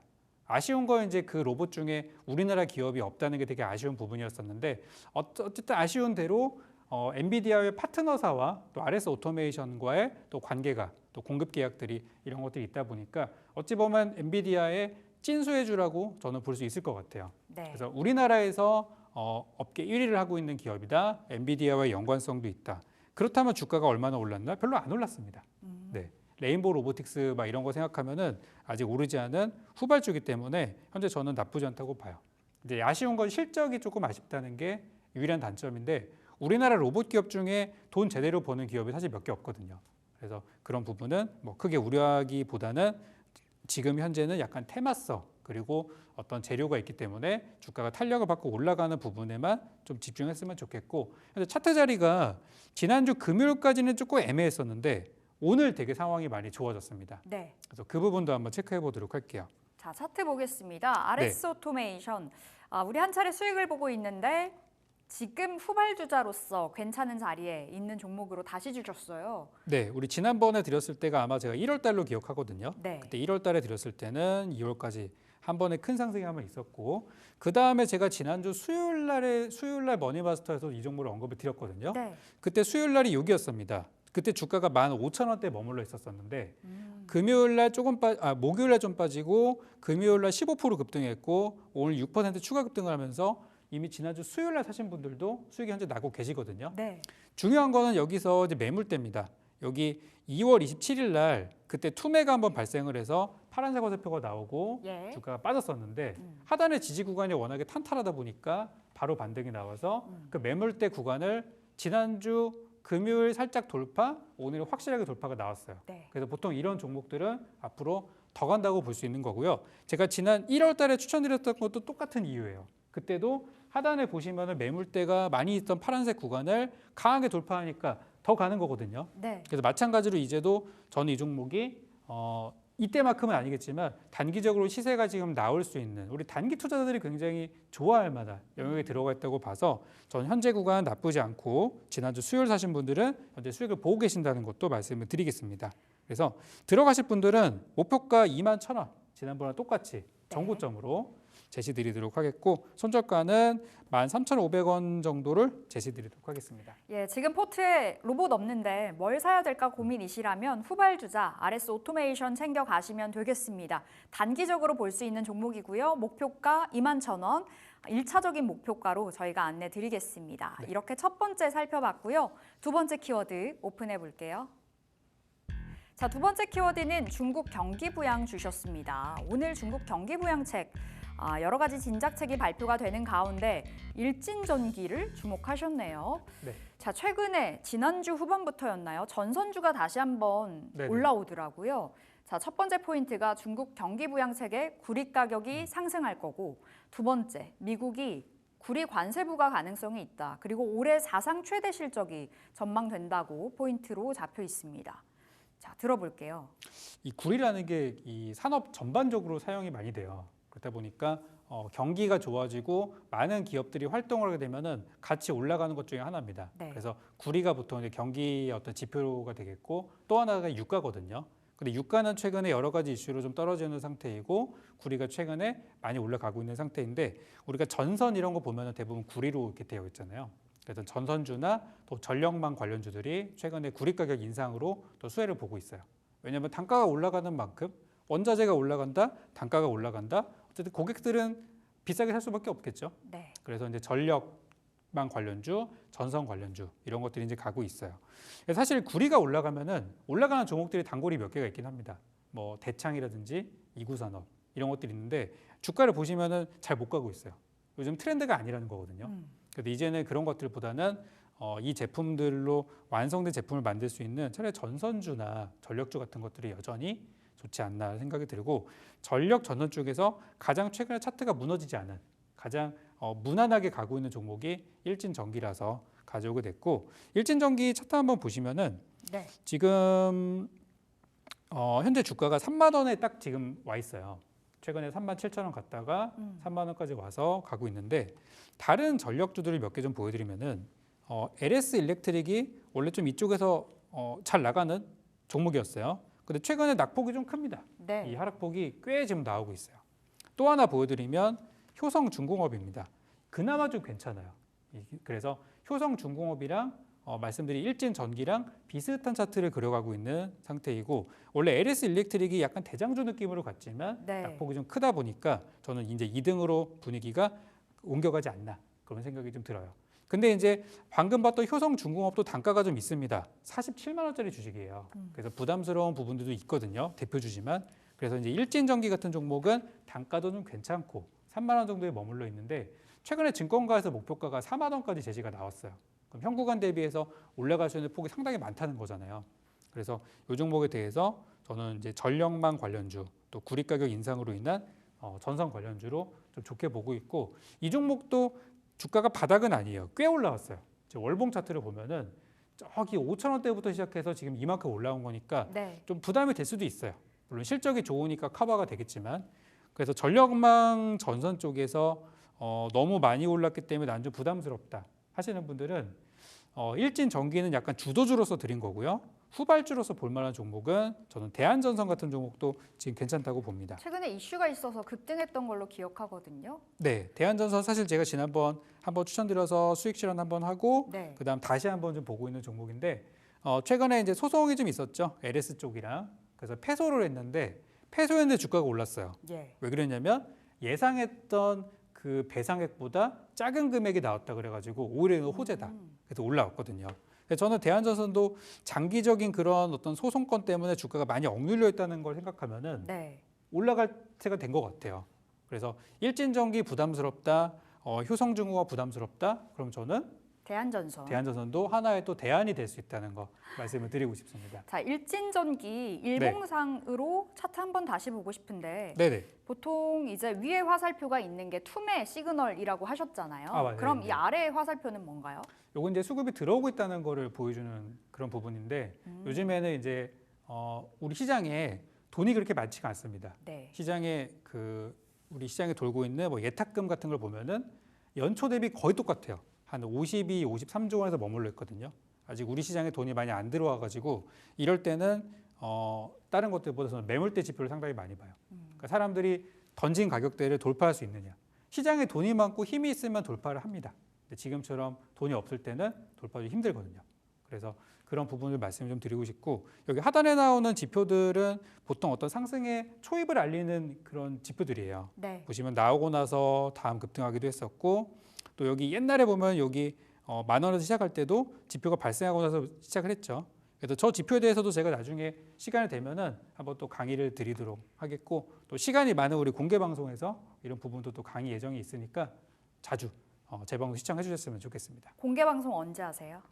다가오는 제일 빠른 게 수요일 날. 수요일. 네, 머니마트 3부 이후에 마감 방송에서 네. 공개 방송이 있을 예정입니다. 수요일 3시 40분에 우리 유경훈 마스터의 공개 방송으로 함께 하셔서 종목들 못다 했던 이야기 다 듣고 가시면 좋을 것 같습니다. 일진전기 가격 살펴보기 전에 앞서 실적이 좋다 말씀하셨잖아요. 네네. 재무제표 열어보고 실적을 눈으로 확인을 해보도록 하겠습니다. 알겠습니다. 일진전기 실적 어떤가요? 작년부터 계속 좋았죠.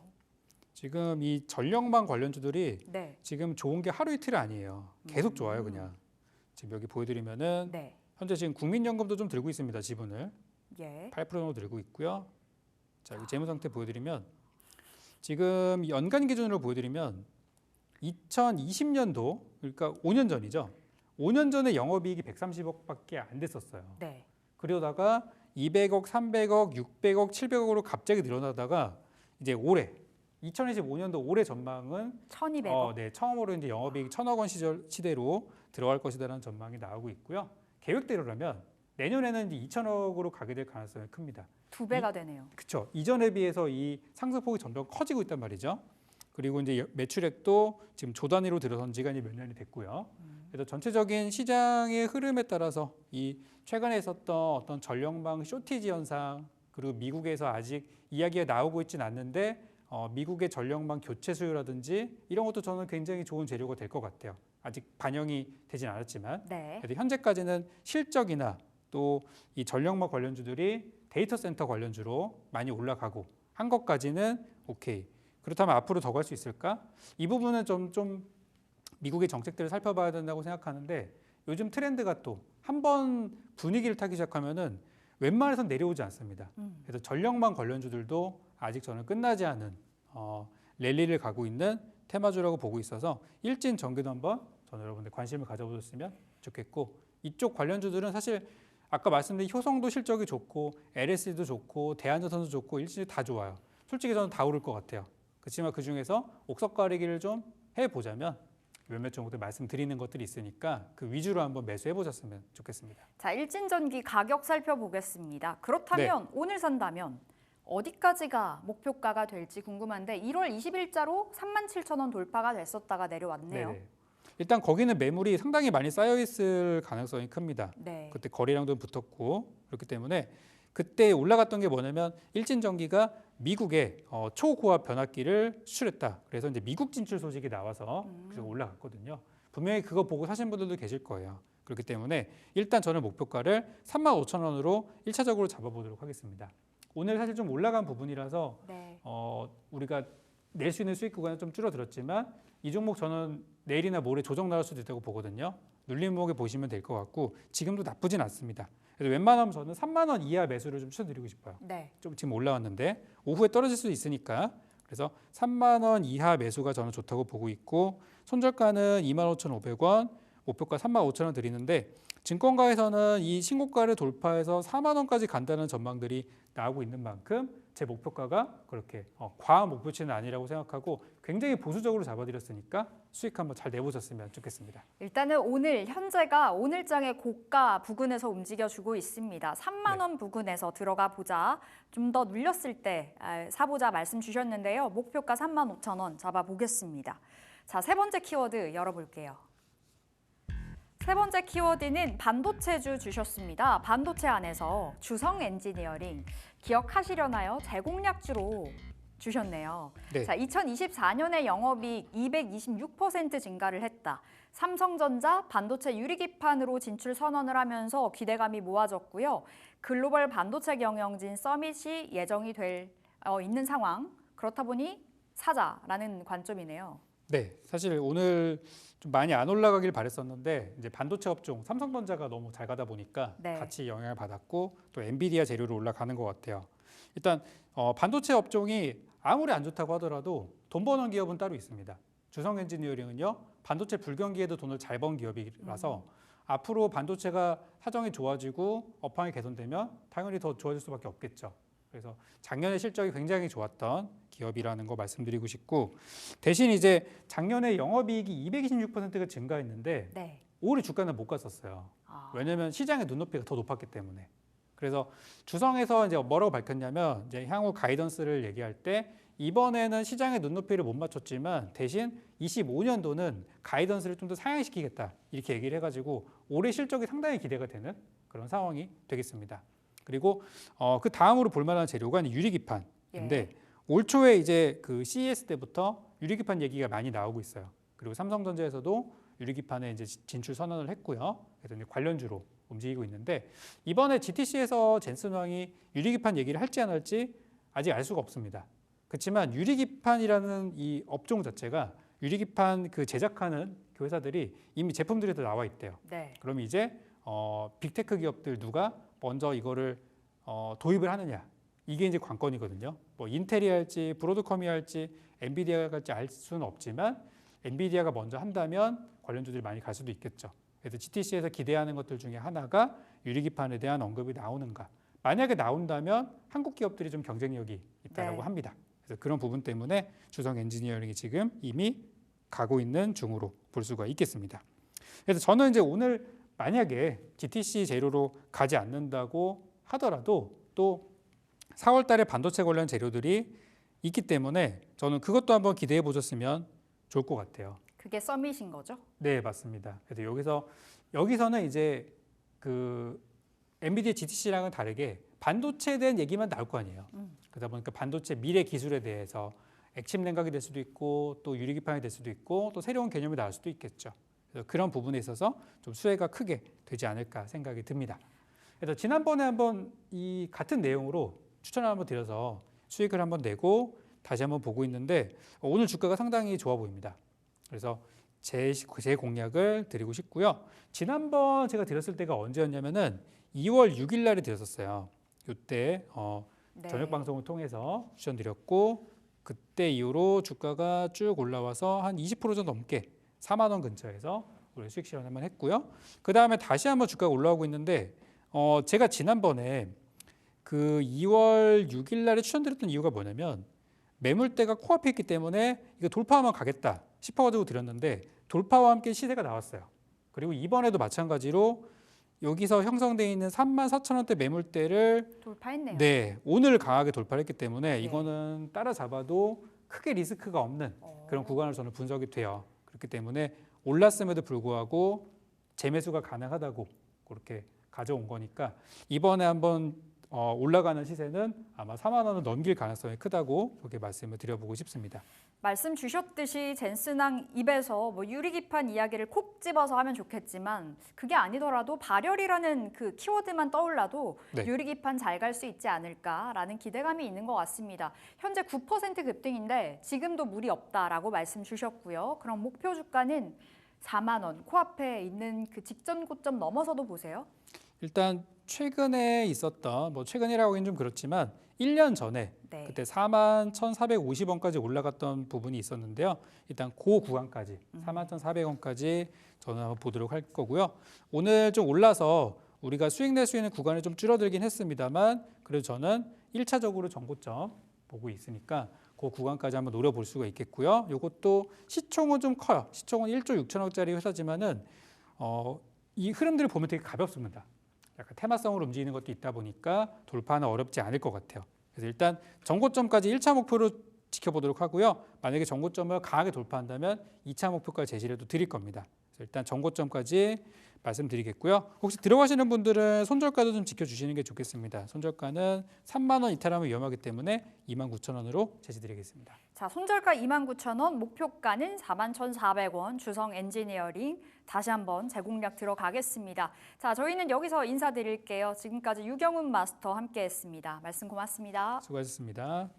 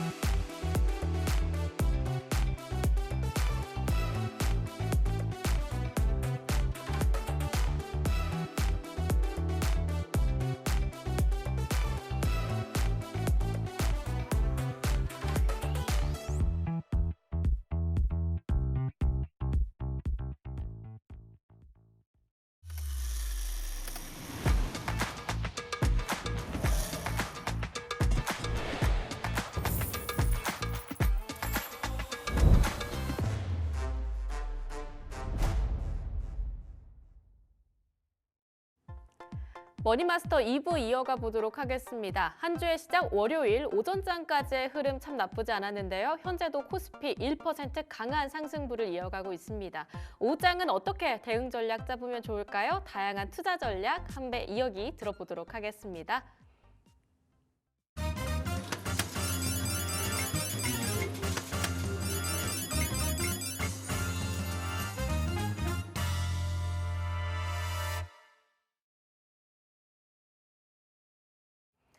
오늘 머니딜 스테이션에서는 딜사이트 S 김정기 마스터와 함께 이야기 들어보도록 하겠습니다. 마스터님 안녕하세요. 네, 반갑습니다. 네, 오늘 반도체, 방산, 조선, 섹터별로 일제히 다 강한 불기둥을 뿜어주고 있습니다. 시장 진단 어떻게 하고 계실까요? 네, 일단 뭐 단기적으로는 긍정적인 흐름이 이어질 것이다. 저는 이렇게 보고 있습니다. 오늘 코스피 수급도 상당히 긍정적인 상태고요. 일단 오늘 유럽에서 안보 자강론이 급부상하면서 독일의 차기 총리로 유력한 프리드리히 메리츠 대표가 의무 복무제 제도입을 지지한다고 밝히면서 국내 방산 섹터에도 아주 긍정적인 흐름이 나와주고 있고요. 또 이번 주에 예정된 엔비디아의 GTC 2025 개막에 대한 기대감과 함께 반도체에도 액션이 나오면서 긍정적인 흐름을 나타내고 있습니다.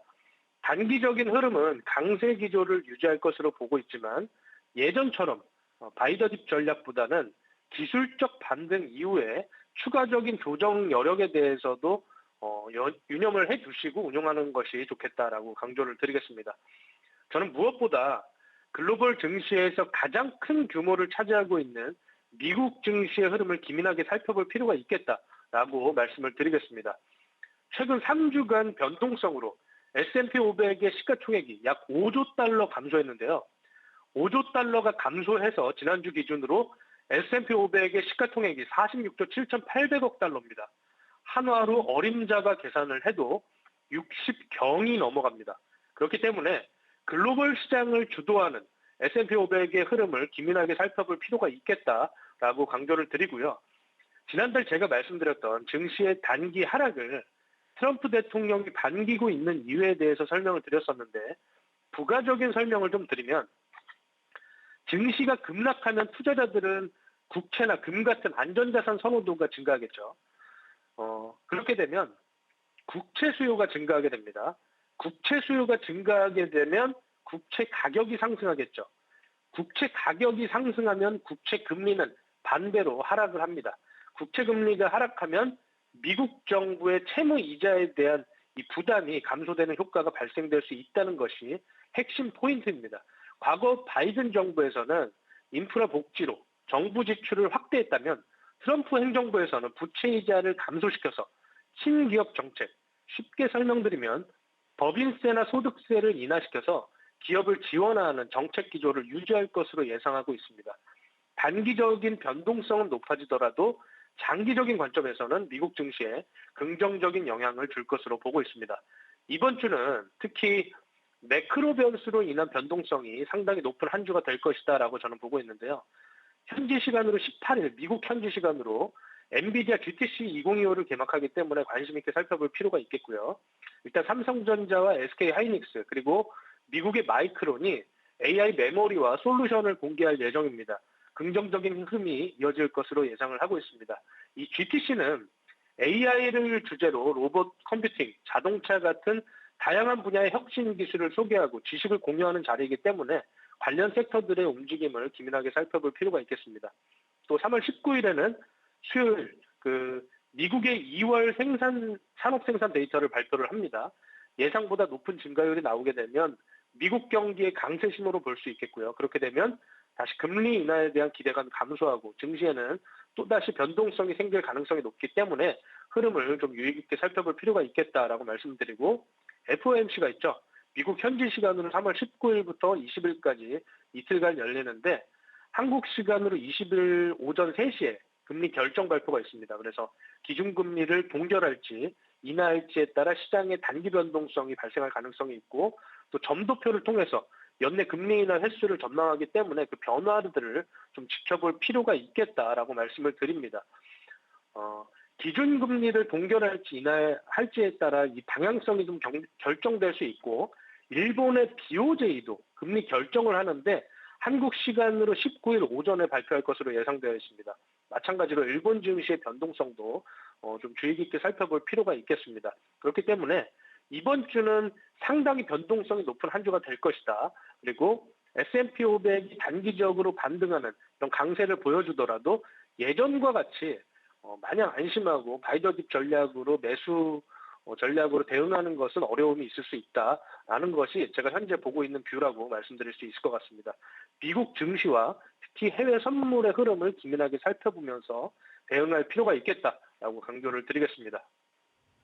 네, 미국의 미니 선물 지수도 흐름이 심상치가 않습니다. S&P 500이 이번 한 주 동안 잠깐 반등이 나온다고 하더라도 정말 바닥을 다진 것인지 여전히 변동성이 클 수 있다라고 말씀을 주셨는데요. 확실히 이번 주에는 발빠른 그런 대응 전략이 필요하지 않을까 싶습니다. 자, 오늘 장의 특징 섹터들 하나씩 살펴볼 텐데요. 반도체 가져와 주셨습니다. CXL도 그렇고요. HBM, 후공정, 레거시단 일제히 반도체 오늘 잘 나갑니다. 어떤 포인트 가지고 계실까요?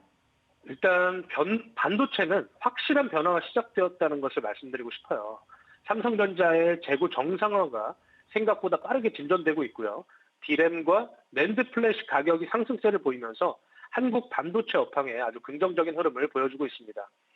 지난주 공약주였던 그 반도체 소재주, 포토레지스트지 하는 그 동진 세미캠이 일주일 만에 아주 긍정적인 흐름을 보여줬고, 저는 본격적인 시작은 아직 하지도 않았다라고 말씀을 드리고 싶고요. 최근에 머니마스터에서 말씀드렸던 한화 비전도 SK 하이닉스의 TC본드 납품 소식과 함께 아주 긍정적인 흐름이 나와줬는데, 오늘은 단기 조정을 보이더라도 장기적인 관점에서 긍정적인 흐름이 지속될 것이다. 저는 이렇게 보고 있습니다. 일단 단기적으로 엔비디아의 GTC와 관련한 이벤트 드리븐을 살펴보지 않을 수가 없을 것 같은데요. 엔비디아의 차세대 메모리, 또 모듈, 소캠을 빼놓을 수가 없겠죠. HBM과 비교해서 전력 효율성과 성능을 개선할 수 있는 패키징 솔루션이라고 발표를 했는데요. 그래서 오늘 가져온 종목이 바로 심텍이라는 회사입니다. 엔비디아의 소캠은 기존 메모리 패키징 방식보다 더 높은 집적도와 신호 전송 효율성이 요구되는 첨단 기술입니다. 여기서 말씀드리는 집적도가 반도체 칩이나 회로기판에 얼마나 많은 소자, 즉 트랜지스터나 캐패시터, 배선 같은 것들을 밀집시켜서 집어넣을 수 있는지를 나타내는 지표인데요. 이 집적도를 높이면 연산 능력이 향상되고 데이터 이동 거리가 단축되기 때문에 연산 속도도 향상되게 됩니다. 전송 거리가 짧아지면 소모 전력도 당연히 감소하게 되고 발열 감소 효과도 발생하게 됩니다. FC BGA와 ABF 기판이 핵심적인 역할을 하는데요. FC BGA는 반도체 칩을 기판 위에 뒤집어서 배치하는 패키징 방식이고, 배선 길이가 짧아서 신호 손실이 적고 데이터 전송 속도가 빠릅니다. 그렇기 때문에 아주 중요한 역할을 할 수 있다라고 보고 있고요. ABF 기판은 고밀도 배선 설계가 가능하고 고속 신호 전송이 가능하기 때문에 엔비디아의 소캠에 필수적으로 적용될 가능성이 높다라고 보고 있습니다. 그렇기 때문에 당연히 한국에서 FC BGA와 ABF 기판을 생산하는 대표 기업인 심텍이 수혜를 받을 가능성이 높다라고 보고 있고요. 이런 관점에서 심텍을 가져왔습니다. 23년과 24년에는 주가도 마찬가지지만 실적도 상당히 긍정적이지 못한 흐름을 보여줬는데요.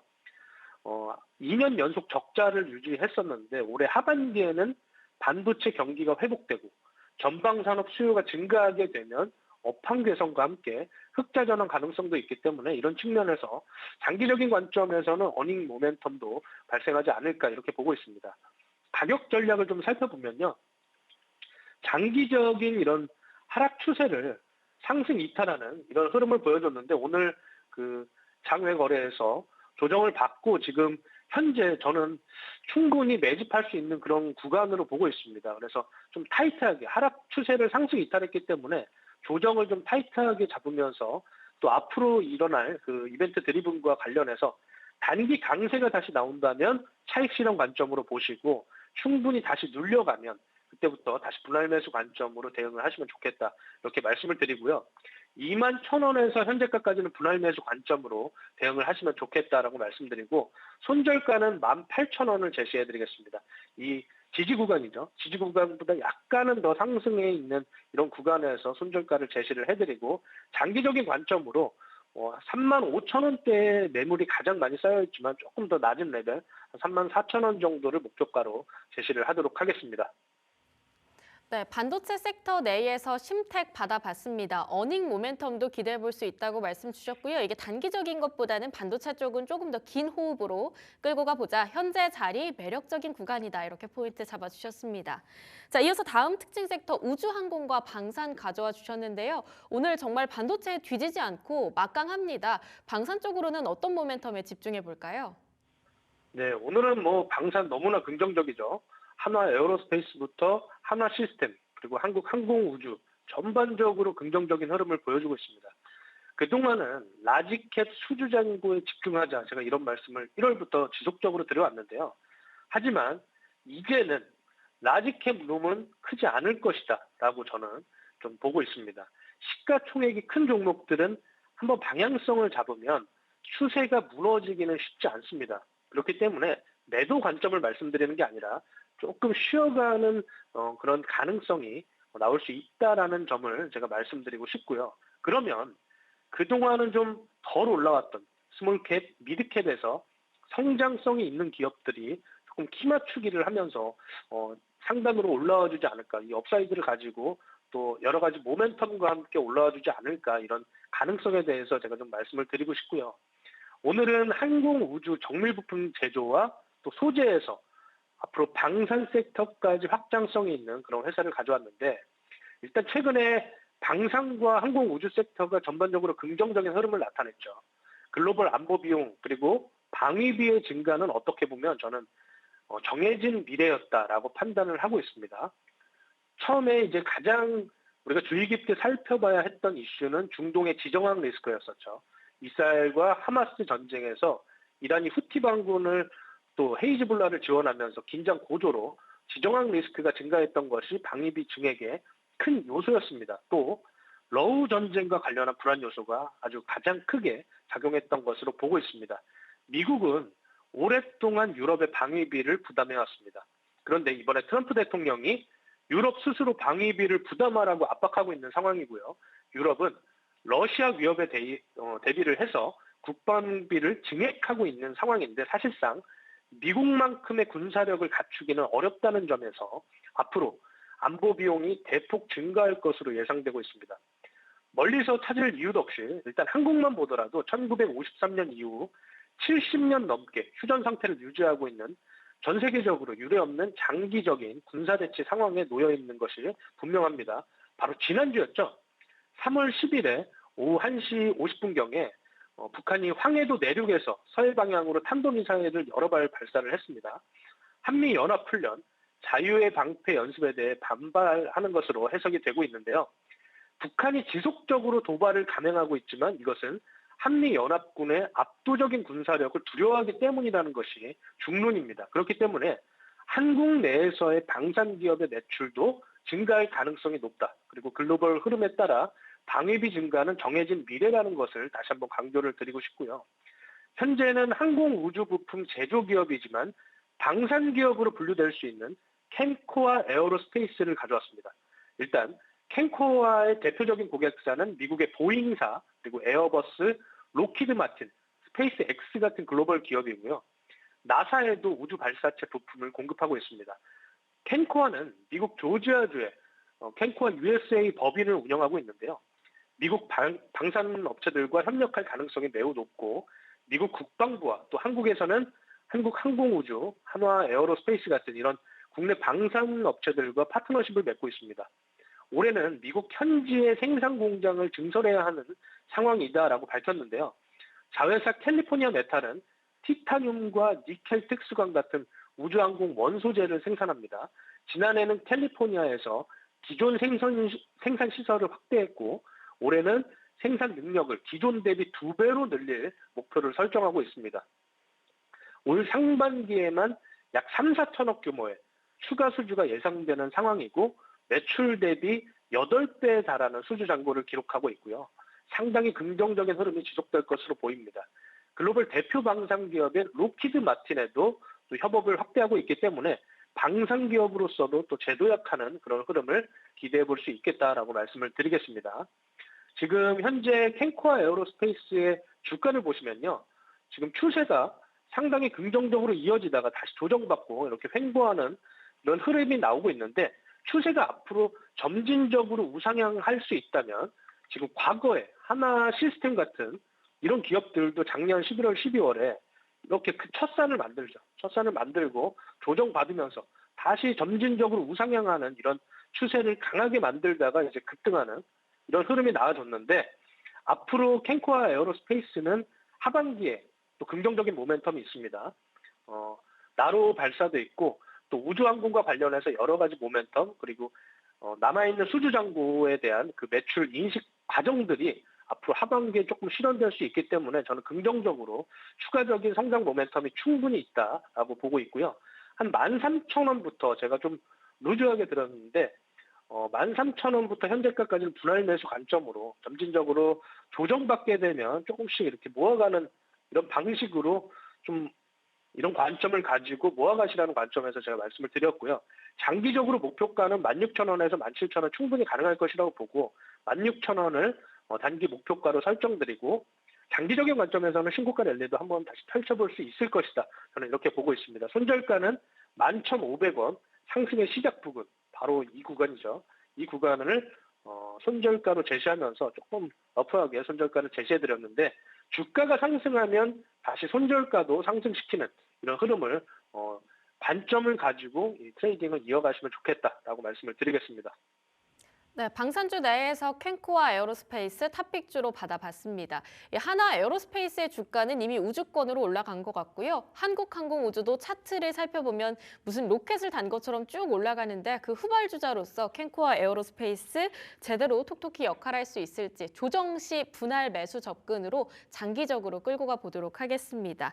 자, 오늘 이렇게 특징 섹터와 그 안에 있는 탑픽주 하나씩 살펴봤는데요. 오늘의 스페셜 공략주 한번 오픈을 해봐야겠습니다. 동아 소시오홀딩스 가져와 주셨는데요. 이 기관의 매수가 좀 꾸준하게 들어오는 것 같습니다. 어떤 포인트에 주목해 볼까요? 일단 이 동아 소시오홀딩스는 사업 지주 회사입니다. 상장사인 ST팜과 동아 ST의 지분 일부를 가지고 있고요. 지분 100% 자회사인 동아제약과 용마로지스 같은 이런 비상장사를 보유하고 있습니다. 이 동아제약은 우리가 잘 알고 있는 일반 의약품 및 의약 외품을 하는 회사예요. 피로회복엔 바카스, 이 바카스가 동아제약의 대표적인 제품입니다. 그리고 판피린과 가그린 같은 의약 외품도 가지고 있기 때문에 강력한 시장 지배력을 보유하고 있는 소비재 브랜드다. 그렇기 때문에 또 안정적인 캐시카우 역할을 하고 있고요. 해외 시장에 진출을 하면서 긍정적인 흐름을 나타내고 있습니다. 국내 피로회복제 시장에서 압도적인 1위는 바로 이 바카스인데요. 베트남과 몽골 그리고 중동과 캄보디아에서 바카스 수출이 증가하고 있기 때문에 장기적인 성장을 이어나갈 것으로 보고 있습니다. 일반 의약품, OTC에서도 판피린과 가그린 같은 이런 제품뿐만 아니라 파티온과 템포 같은 소비재 포트폴리오를 확대하고 있습니다. 건기식과 또 의료기기, 헬스케어 사업까지 확장을 하면서 포트폴리오 다각화를 통해서 현금 창출 능력을 이렇게 확대하고 있다라고 보시면 될 것 같고 동아제약뿐만 아니라 용마로지스라고 하는 물류 회사도 있는데 의약품과 화장품 그리고 식품까지 콜드체인과 또 물류 서비스를 하고 있기 때문에 상당히 경쟁력이 있는 기업이다라고 볼 수 있겠습니다. 24년 창립 이래 최대 실적을 냈습니다. 약 4천억의 매출을 돌파했는데요.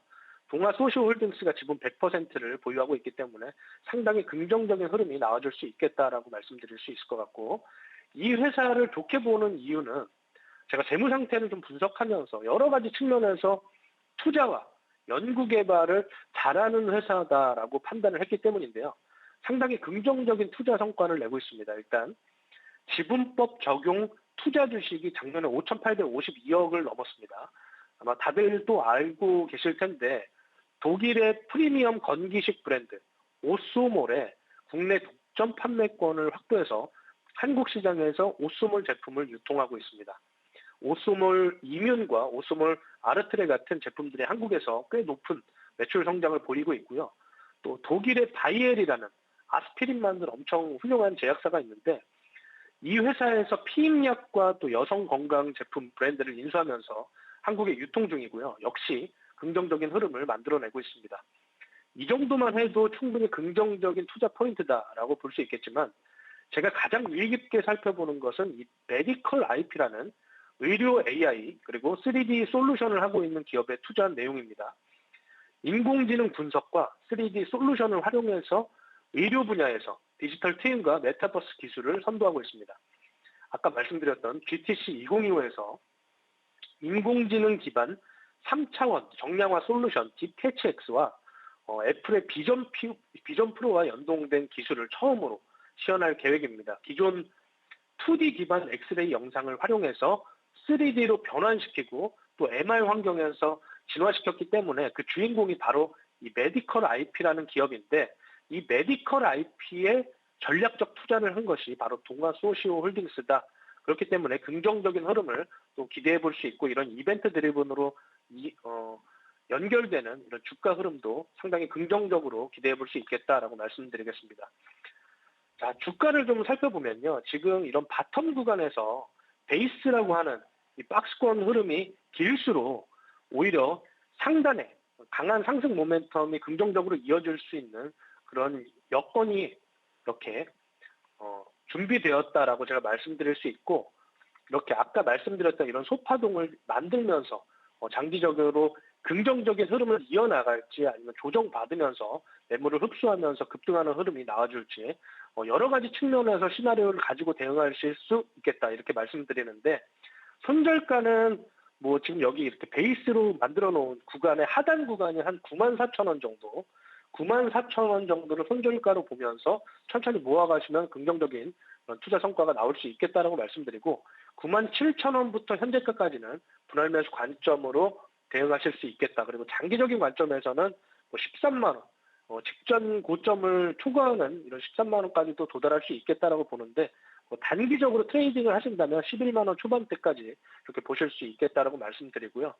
저는 이런 좋은 회사 또 확실한 캐시플로우가 있는 이런 회사들은 장기적인 관점으로 좀 대응을 해봐도 좋겠다라고 강조해 말씀을 드리고 GTC 2025에서 자회사들의 그런 활약을 한번 긍정적으로 지켜볼 수 있겠다라고 강조드리겠습니다. 네, 계속해서 이어지는 GTC 2025에서 어찌 보면 자회사들이 앞으로의 흐름들 잘 보여줄 수 있을지 한번 체크를 해보도록 하겠습니다. 무엇보다 캐시플로우가 확실하다라고 말씀 주시면서 단기적으로 봤을 때는 일단 11만 원 초반에서 목표가 잡을 수 있다. 조금 더 중장기적인 상황에서는 13만 원까지 열어볼 수 있는 상황으로 받아봤습니다. 동아소시오홀딩스까지 스페셜 공략주 받아봤습니다. 지금까지 딜사이트 S 김정기 마스터와 함께했습니다. 마스터님 좋은 말씀 감사합니다. 네, 감사합니다.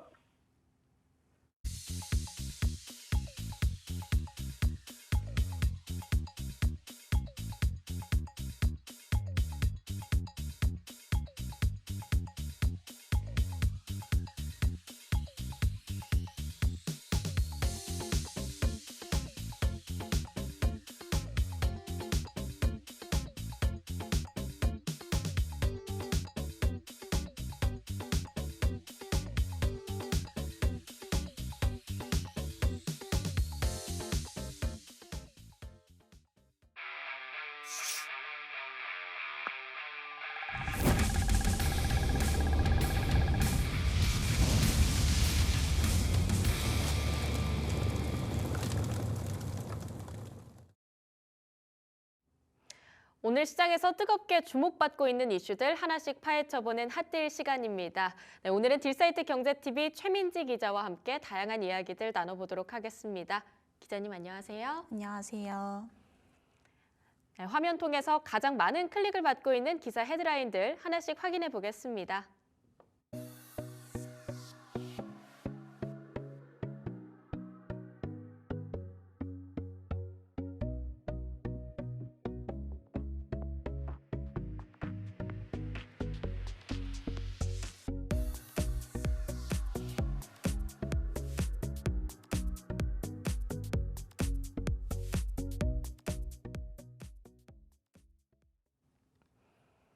첫 번째 헤드라인은 LG 디스플레이 쪽으로 이야기 나눠보도록 하겠습니다. 올해 영업 적자 늪에서 벗어나서 이제 흑자로 전환하는 움직임을 보여주고 있다고 하는데요.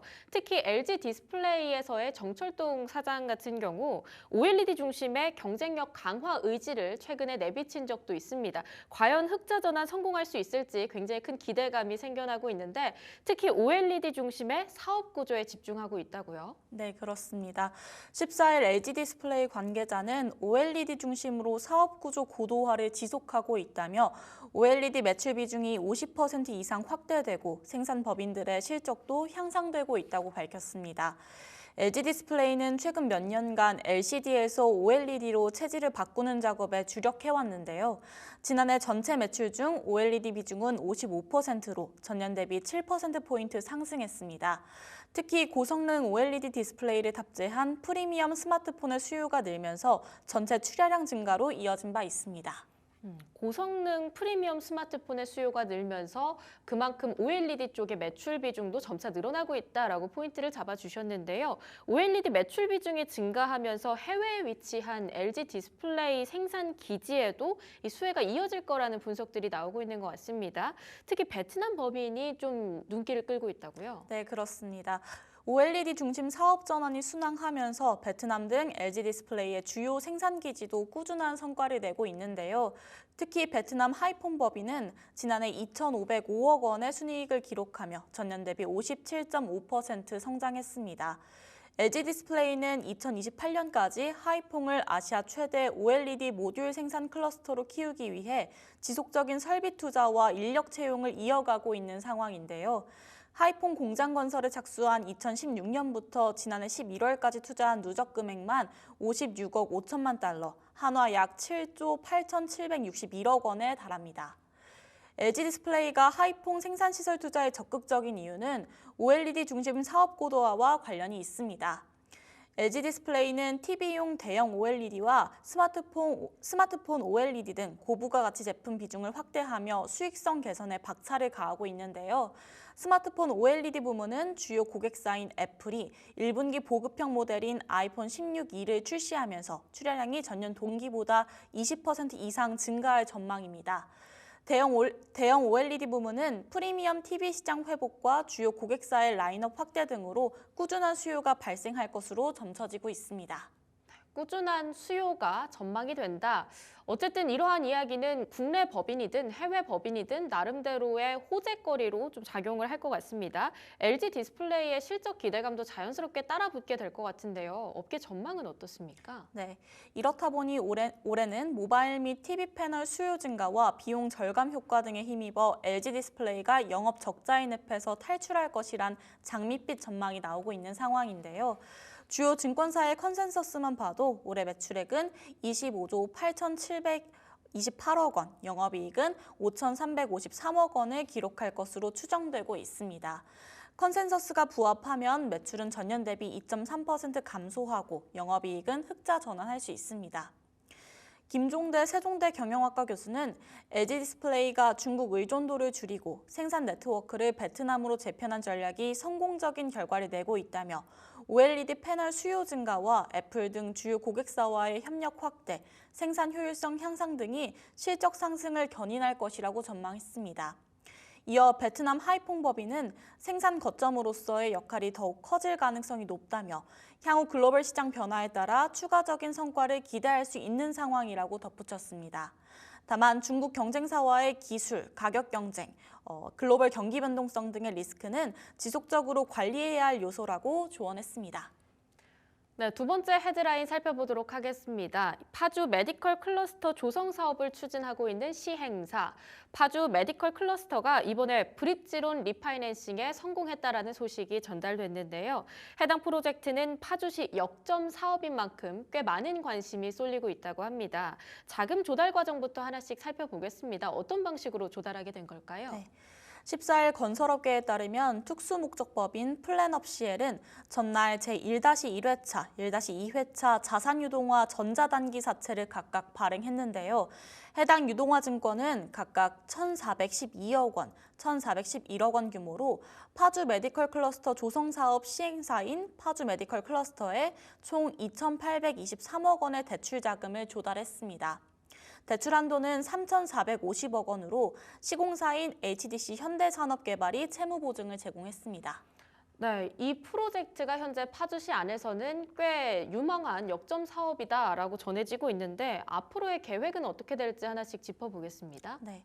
파주 메디컬 클러스터 조성 사업은 경기도 파주시 서패동 432번지 일원에서 추진하는 프로젝트로 종합의료시설과 혁신의료연구단지, 바이오 융복합단지 및 공동주택 등을 개발할 계획인데요. HDC 현대산업개발은 해당 구역의 연면적 16만 819평, 지하 2층에서 지상 23층, 29개 동 2,921가구 규모의 대단지 아파트를 공급할 방침입니다. 사업비 규모는 4,563억 원입니다. HDC 현대산업개발은 올해 하반기 착공을 목표로 사업을 추진할 방침인데요. 이번에 발행한 유동화 증권의 만기는 오는 6월 12일입니다. 하반기 착공이 목표인 만큼 유동화 증권 만기 이후 본 PF 전환을 준비할 것으로 분석됩니다. 네, 사업비 규모만 4,500억 원, 하반기 착공을 목표로 하고 있다고 말씀 주셨는데 그래도 다행히 자금 조달이 잘 됐습니다. 자, 이런 상황 속에서 관계자들 반응은 이번 사업에 대해서 어떻게 보여지고 있나요? 네.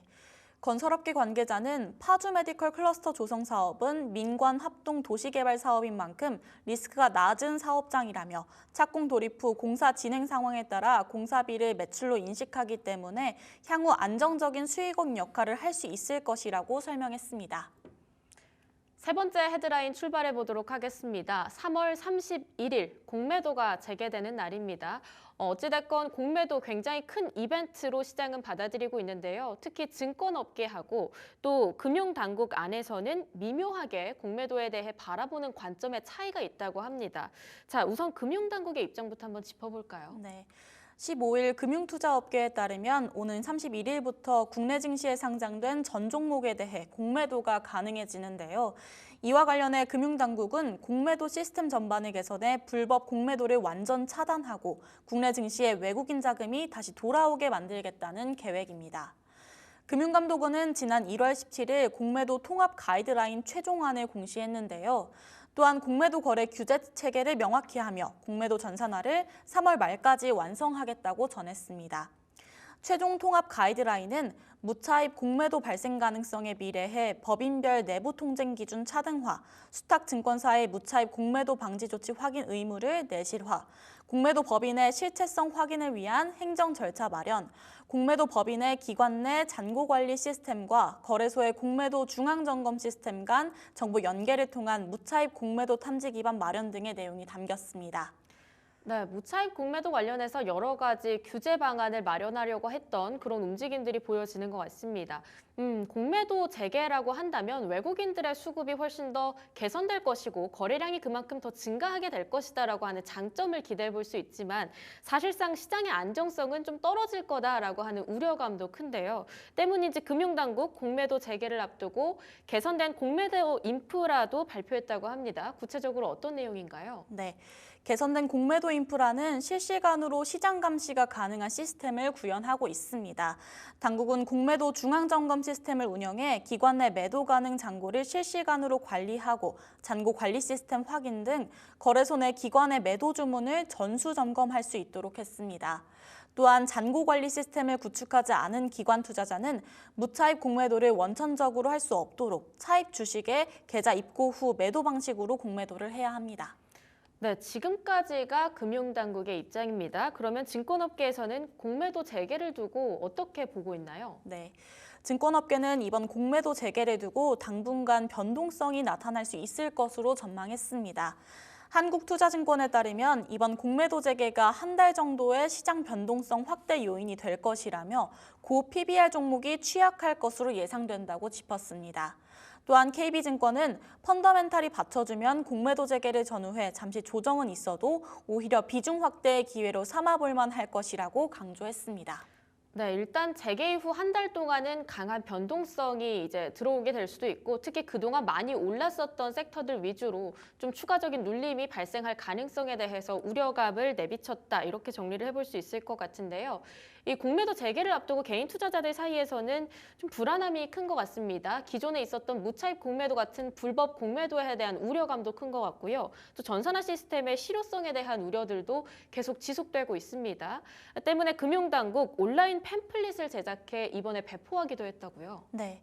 금감원은 지난 13일 한국거래소, 금융투자협회와 공동으로 공매도 제도 개선에 대한 의문과 진실이라는 온라인 팸플렛을 배포했는데요. 금감원은 소규모 법인 등이 여전히 무차입 공매도에 대해 우려하고 있는 것과 관련해 모든 법인에 대해 내부 통제 구축, 증권사 확인 등 2중, 3중의 감시 체계가 작동하고 있다고 강조했습니다. 네, 그 다음 헤드라인 넘어가 보도록 하겠습니다. 조금은 주춤한 것 같았던 주택담보대출, 지난달 5조 원 넘게 늘면서 지난해 10월 이후로 최대 증가폭을 보였다라고 하는데요. 구체적인 내용 하나씩 짚어보겠습니다. 일단 어느 정도 규모로 늘어난 걸까요? 네. 최근 금융당국이 발표한 가계대출 동향에 따르면 2월 주담대는 전월 대비 5조 원 증가했는데요.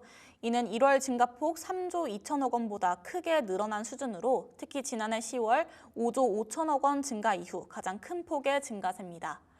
은행권에서는 3조 5천억 원, 제2금융권에서는 1조 5천억 원 늘었습니다.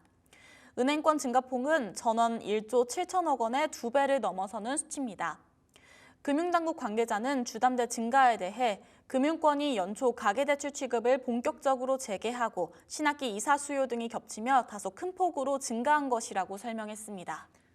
네, 10월 이후로 가장 크게 늘었고 전월 대비 비교해보면 2배가량 더 증가했다라고 말씀을 주셨는데요. 주요 배경은 어떻습니까? 네. 업계 관계자들은 지난달 서울시가 잠실, 삼성, 대치, 청담동에 대한 토지 거래 허가제를 해제하면서 해당 지역의 부동산 가격이 들썩이고 있는 점이 대출 수요에 영향을 미친 것으로 보고 있습니다. 당국 관계자는 부동산 규제가 완화된 서울 일부 지역의 주택가격 상승 우려가 제기되는 만큼 가계부채 관리 기조를 일관되게 유지하면서 관계부처 간 긴밀한 공조 아래 가계대출 추이를 면밀히 모니터링할 필요가 있다고 말했습니다. 네, 그 다음 헤드라인으로 넘어가 보도록 하겠습니다. HMM 지난해 최대 실적을 달성했는데요. 그에 이어 연초부터 경쟁력 제고에 박차를 가하고 있다는 소식 전해졌습니다. 자, 어떤 움직임을 보이고 있는지 하나씩 살펴보겠습니다. 네. HMM 경영추천위원회는 지난 7일 최원혁 전 LX 판토스 대표이사를 신임 대표이사로 이정엽 H&M 컨테이너 사업부문 부문장을 신임 사내이사로 내정했습니다. 당초 업계에서는 HMM이 지난해 역대 3번째로 높은 실적을 기록했던 만큼 김경배 전 대표이사의 3연임을 유력하게 전망하기도 했습니다. 네, 일단 글로벌 해운 시장의 불확실성이 커졌다라는 게 어찌 보면 HMM 해운 쪽이니까요. 굉장히 좀 큰 영향을 끼쳤을 것 같습니다. 특히 이렇게 해운 쪽에서 업황의 불확실성이 커지다 보니까 인적 교체도 꽤 많이 나타났다라고 들었는데요. 현재 해운 시장 상황에 대해서 배경을 좀 짚어볼까요? 네. 글로벌 해운 시장의 불확실성이 커지자 새로운 경쟁력 확보를 위해 인적 교체가 일어난 것으로 보이는데요. 트럼프 2기 행정부의 관세 폭탄이 현실화되면서 지난해 평균 2,506을 기록했던 상하이 컨테이너 운임지수는 올 들어 8주 연속 하락세를 보이며 현재 1,500선을 밑돌고 있는 상황입니다. HMM이 매출의 87%, 영업이익의 96% 이상을 컨테이너 사업에서 창출하고 있는 것을 고려하면 올해 실적에 비상이 걸린 셈인데요. 따라서 본업 경쟁력을 제고하는 동시에 비우호적 시장 환경에 유연하게 대응하기 위해 인적 변화를 꾀하게 됐을 것이라는 게 시장의 시각입니다. 이러한 관측은 최원혁 대표와 이정엽 부문장의 이력에서도 엿볼 수 있는데요. 최 대표는 CJ 대한통운 부사장을 거쳐 2015년부터 2023년까지 LX 판톡스 대표를 역임한 물류 전문가고 이 부문장은 현대상선 시절부터 HMM의 주력인 컨테이너 사업을 이끌어왔던 인물입니다. 두 사람 모두 실적 향상을 목표로 잡겠지만 세부적으로 최 대표는 신사업, 이 부문장은 컨테이너 사업의 경쟁력 제고에 집중할 전망입니다. 네, 어찌 보면 트럼프 행정부 2기가 출범되면 본격적인 관세 전쟁이 일어날 거다라고 이미 시장은 우려를 하고 있었고, 이 때문에 해운주들 사이에서는 실적 상승으로서 사실상 선반영된 것이다. 그럼 앞으로는 실적 개선에 있어서 경쟁력을 충분히 제고하지 않으면 오히려 조금은 더 위태로울 수 있는 그런 상황이라는 걸 잡아주신 것 같습니다. 자, 이런 상황 속에서 HMM, SK해운을 통해서 원유 운반선, 그리고 액화, 석유가스, 벌크선을 또 인수한다라고 알려졌다고 전해졌는데요. 인수전 통합 전략 쪽으로의 관심이 꽤 쏠리고 있는 것 같습니다. 네, 그렇습니다. 시장 한 관계자는 컨테이너 사업의 경우 시황에 따라 실적 등락이 큰 반면 벌크선은 장기 용선 계약을 맺다 보니 안정적 흐름을 보인다며 HMM이 SK해운 인수에 나선 건 컨테이너선에 쏠려 있는 포트폴리오를 다변화하는 동시에 시황 악화에 따른 실적 부침을 최소화하기 위함이라고 설명했습니다. 이에 대해 HMM 관계자는 지난해 기준 38척인 벌크선을 2030년까지 110척으로 늘리고 9% 수준에 불과한 사업 비중도 22%까지 끌어올리기 위해 다양한 노력을 경주 중이라고 말했습니다. 네, 오늘 핫딜 통해서 준비된 소식은 여기까지입니다. 지금까지 딜사이트 경제TV 최민지 기자와 함께했습니다. 기자님 좋은 말씀 감사합니다. 감사합니다.